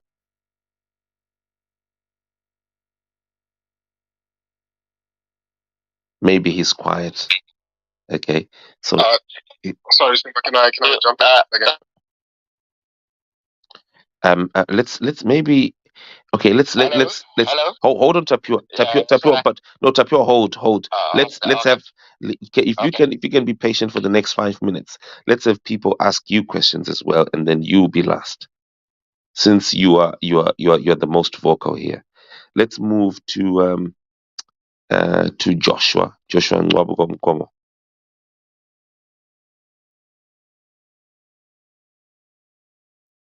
Okay, Joshua is quiet, so we'll move to Muzi. Thank you, Simba, and all the people. I just want to ask one question to the guy who is supporting, or we want to bring on the principle how the government works. We are talking of cash we are not talking of credit. We know how the government uses credit line and estimates on maybe budget, whatever. But here, you must put your argument based on the cash. Zanpe Vikeda is known and he said it. You must say it is Zanpe.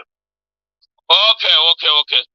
So I just want to ask to tell him that you must not try maybe to confuse us. That's not correct. You must talk. Zimbabwean like you. You are not a Zimbabwean like you. If you are Zimbabwean like you, we are going to talk facts, my brother. My brother. I have. Okay, it's not going to be any progress here if everyone is talking at the same time. Is there, folks? So let's have a bit of order. Muzi, ask your question, and then we'll move to MKC and then Dobbs.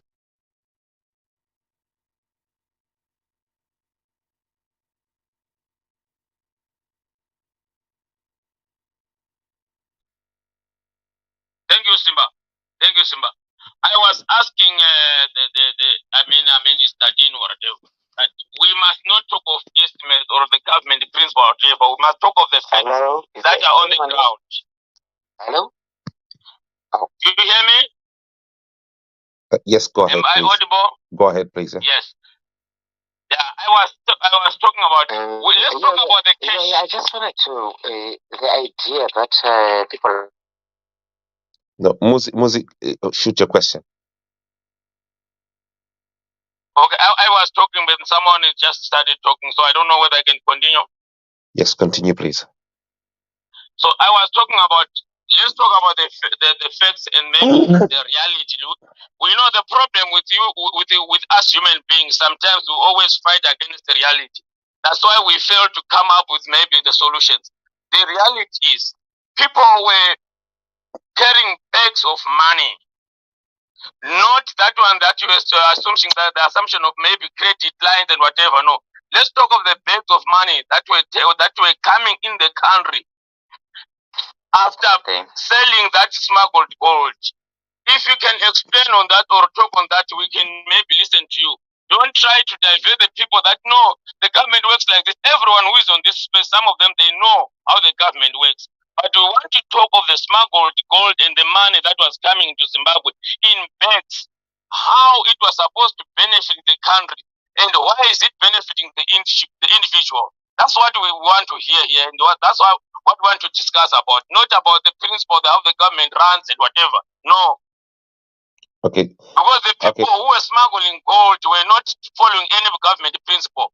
They were just doing it their own way to benefit themselves, not the country. Okay, thank you very much, Muzi. Thank you. Let's move to MKC and then Dobbs. Afterwards, we'll have Knife at the end. Yeah, MKC. Excuse me, host. Ndingabvunza mubvunzo ndanzwa nezvemasanctions ndingabvunzawo here mubvunzo pamusoro pemasanctions kana tongositika pamusoro pe-gold mafia. Mnogona kubvunza because ma-sanctions anotaurwa in passing mu-gold mafia machino. Ndanzwa uyo tachiwana achitaura kuti sanctions are illegal. Ndikuda kuti anditsanangurire kuti sei ari kuti ari illegal. Ndomubvunzo wangu chete iwe. Right, okay, thank you for your question. Let's move to Dobbs.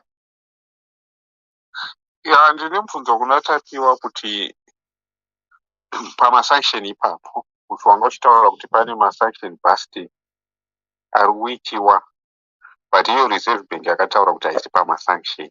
Wewe uri kumaunza sei? Nemari yacho wanga uchitaura kuti yakazobhenefita maticha, hatina kumboona payakarika kuti yazopinda mumapesisi kana mumakofasi ehurumende. And the last question ndiri kuda kubvunza kuti wanga uchiexplaina kuti malicense akamira so. Unoziva here difference yemalicense ariko kana kuti malicense nemapemiti anoshandiswa? Nekuti uri kungogeneraliza kuti anoshandiswa kuita ichi ndeaya. Kune license yakatombobreaka kuti license yakati. inonzi chii nelicense yakati inoitwa sei, ndoyekutenga nekuita sei, iyi ndeyekuita sei, ndinowanikwa kupi, yekufidelity neimwe isiri kuwanikwa kufidelity ndedzipi nedzipi, tinyatsokunzwisisa kuti ukutaura zvauri kuziva kana kuti uri kungokanda chikiti. Okay, thank you, Dobbs. Let's get to Knife. Hey, Simba, the hero of Zimbabwe, man. Thank you for all your hard work. Thank you for all your hard work, man. So, Tapiwa, we all know Tapiwa. We are dealing with a guy who has some challenges, and we need to not spend a lot of time on him. So I posted it just to help him on the top of the nest and in the tweet chat in the bottom. That is the statement from the Reserve Bank of Zimbabwe. And just for Tapiwa's sake, I will read the sentence real quick. The bank is not a sanctioned entity, and the cited individuals are not sanctioned persons either. There are no sanctions on Zimbabwe.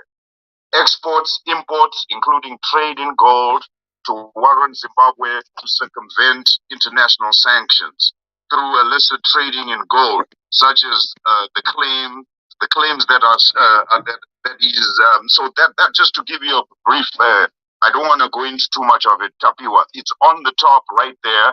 It's a statement that was made by the Reserve Bank of Zimbabwe. So Tapiwa, you better off just sitting on mute and learning, bro. Please. Thank you, guys. You know, that's very fine. That's very fine. I'm a learner. That's why I talk to people. But can I correct you there? Folks, can I quickly correct you there? Am I allowed to correct him? Go ahead. Hello? Go ahead. Yeah. What happens with sanctions is this. I think people don't understand sanctions. Sanctions are not exactly on Zimbabwe itself. I think they're on the partners, potential partners, that want to deal with Zimbabwe.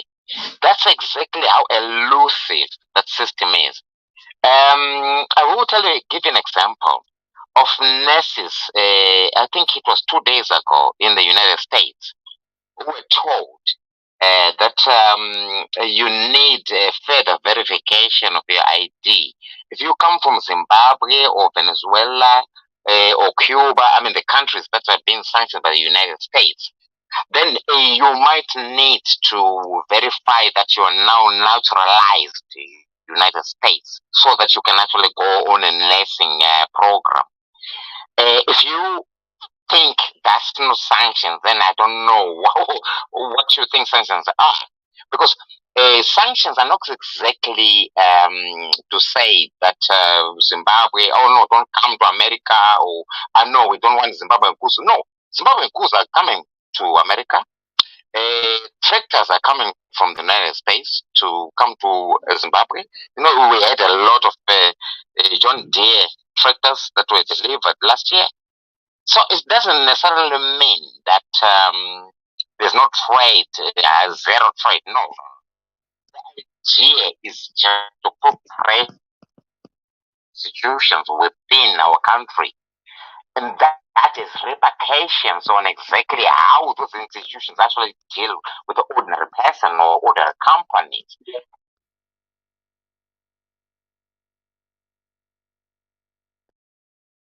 They know they don't have any clearance, for example. Which system? Example. I'm going to ask you to land because I think you keep breaking. Okay, Tapiwa Nasha, you keep breaking, so I'm going to ask you to land. Let's get to trends here, and Tapiwa Nasha, while you're there, you keep repeating this issue of sanctions. You still haven't answered me. Are you not aware there is no country in the world that does not have sanctions, like real sanctions? Real sanctions, by the way. In fact, I think and I think you would agree with me, the only country that doesn't have sanctions is Zimbabwe. Every country in the world has got sanctions, one way or the other. And that is why there are all these wars and all sorts. Like right now, what is happening right now? Russia is imposing sanctions. China is restrictions, trade restrictions, and they're like, all these things are there. They have been there for thousands of years, one nation imposing restrictions upon another, real restrictions, not this thing of just a few individuals, 5 individuals, sometimes even 2 individuals, being restricted for breaking their own country's laws. So if Simbachikanza breaks the laws of Zimbabwe, China can say, look, Simbachikanza, when you were in Harare, when you were in Mangura, where you come from, you broke the law, and we're going to put a restriction on your bank account. China would be helping me to obey my own country's laws. Come on, you can't call those sanctions. But assuming they're sanctions on an individual or on a singular entity.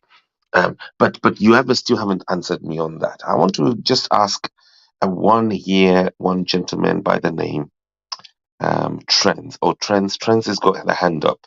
Got Trends, and we've got Nyomakaishi. Shoot.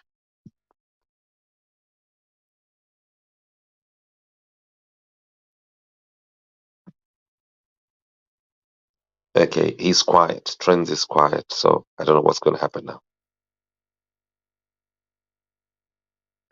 Hey Simba, how are you doing? Yeah, I'm well. Thank you very much. Shoot. All right, thank you, Simba. Thanks for this opportunity. I'm disgusted by people like Tapiwa. I apologize for coming out so brash, but I'm disgusted by people like him who are supporting trash. His notions are trash.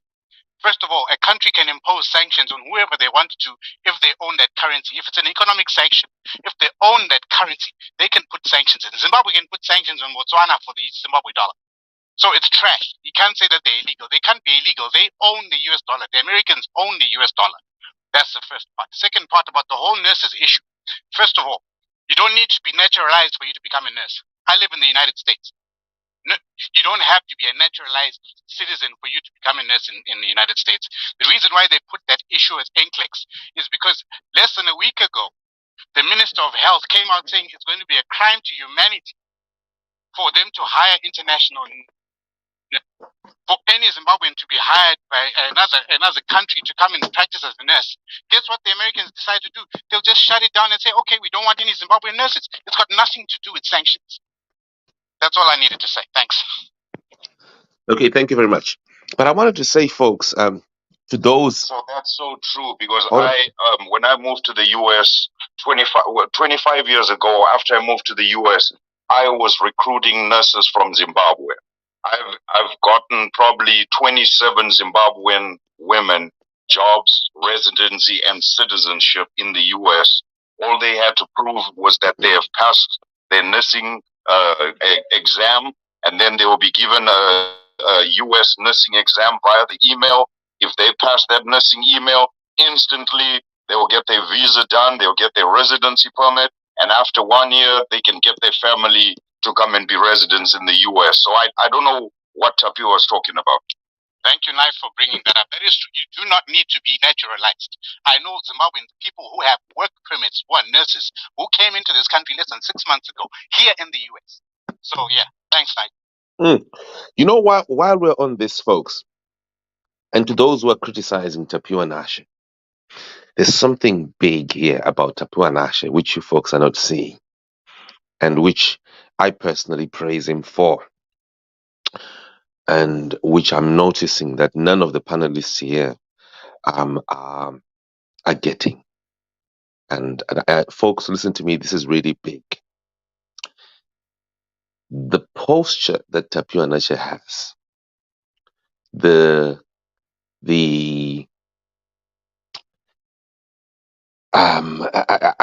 his rigidity is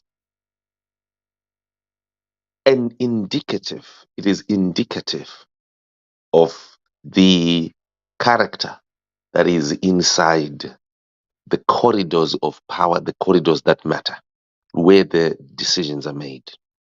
What I'm saying here is, listen to me, folks. We can all be here on Twitter. We can all be in the media. We're watching Al Jazeera. We've seen all these massive massive exposés here. This has never happened before, that a head of state is being exposed like this. Yeah, but then after all is said and done, folks, unless there is a change somewhere there, all that we're discussing here, it only ends here. Do you agree with me, folks? So I'm saying here, some people were saying to me, Simba, drop Tapiwa Nashe, mu drop Chichichi, drop Ningi. One thing that people don't see, I've many times I bring in people to co-host from the floor, who don't have any connection to the media, and these people, they end up blocking people, dropping people, because maybe they don't like what they're contributing. The reason why I like people from this wing of opinion to speak is because you don't understand. Some of these guys will have actually been sent to this space to speak, not to annoy you. You might think this is just to annoy you, and then you get agitated. No, it's to help you to understand the attitude inside. I'm telling you what I know, folks. What Tapiwa Nasha is expressing here is not even the tip of the iceberg when it comes to the attitude that I have seen from the people who are implicated in this documentary. Some of them I've been talking with them. You didn't know. From time to time. And I've just been, and what I get there, we call them, parallel universes, parallel realities. Dobbs, you're in one reality. You're angry. I know Dobbs wants things to happen quickly. But folks, if your discussions here don't have influence inside the corridors where the decision making, where someone can sell half of Victoria Falls to a fictitious businessman, then all our discussions will just end up here. Now, I just want to end with this. Here, this is where I'm getting to. I had an opportunity last year on the 14th and the 15th of May, 2022, where you could see I could now influence the decision making inside the corridors of power, the corridors of State House. For the first time, I was able to show people live video that I shot from inside my house in the UK. Nega connecta straight to State House. Ndichitokuratidzai goridhe rachona iroro. I wasn't only showing you the gold that is inside Auxilia's living room, the golden chairs and everything, 24 karat gold. But I was also showing you her statements. Achitaura iye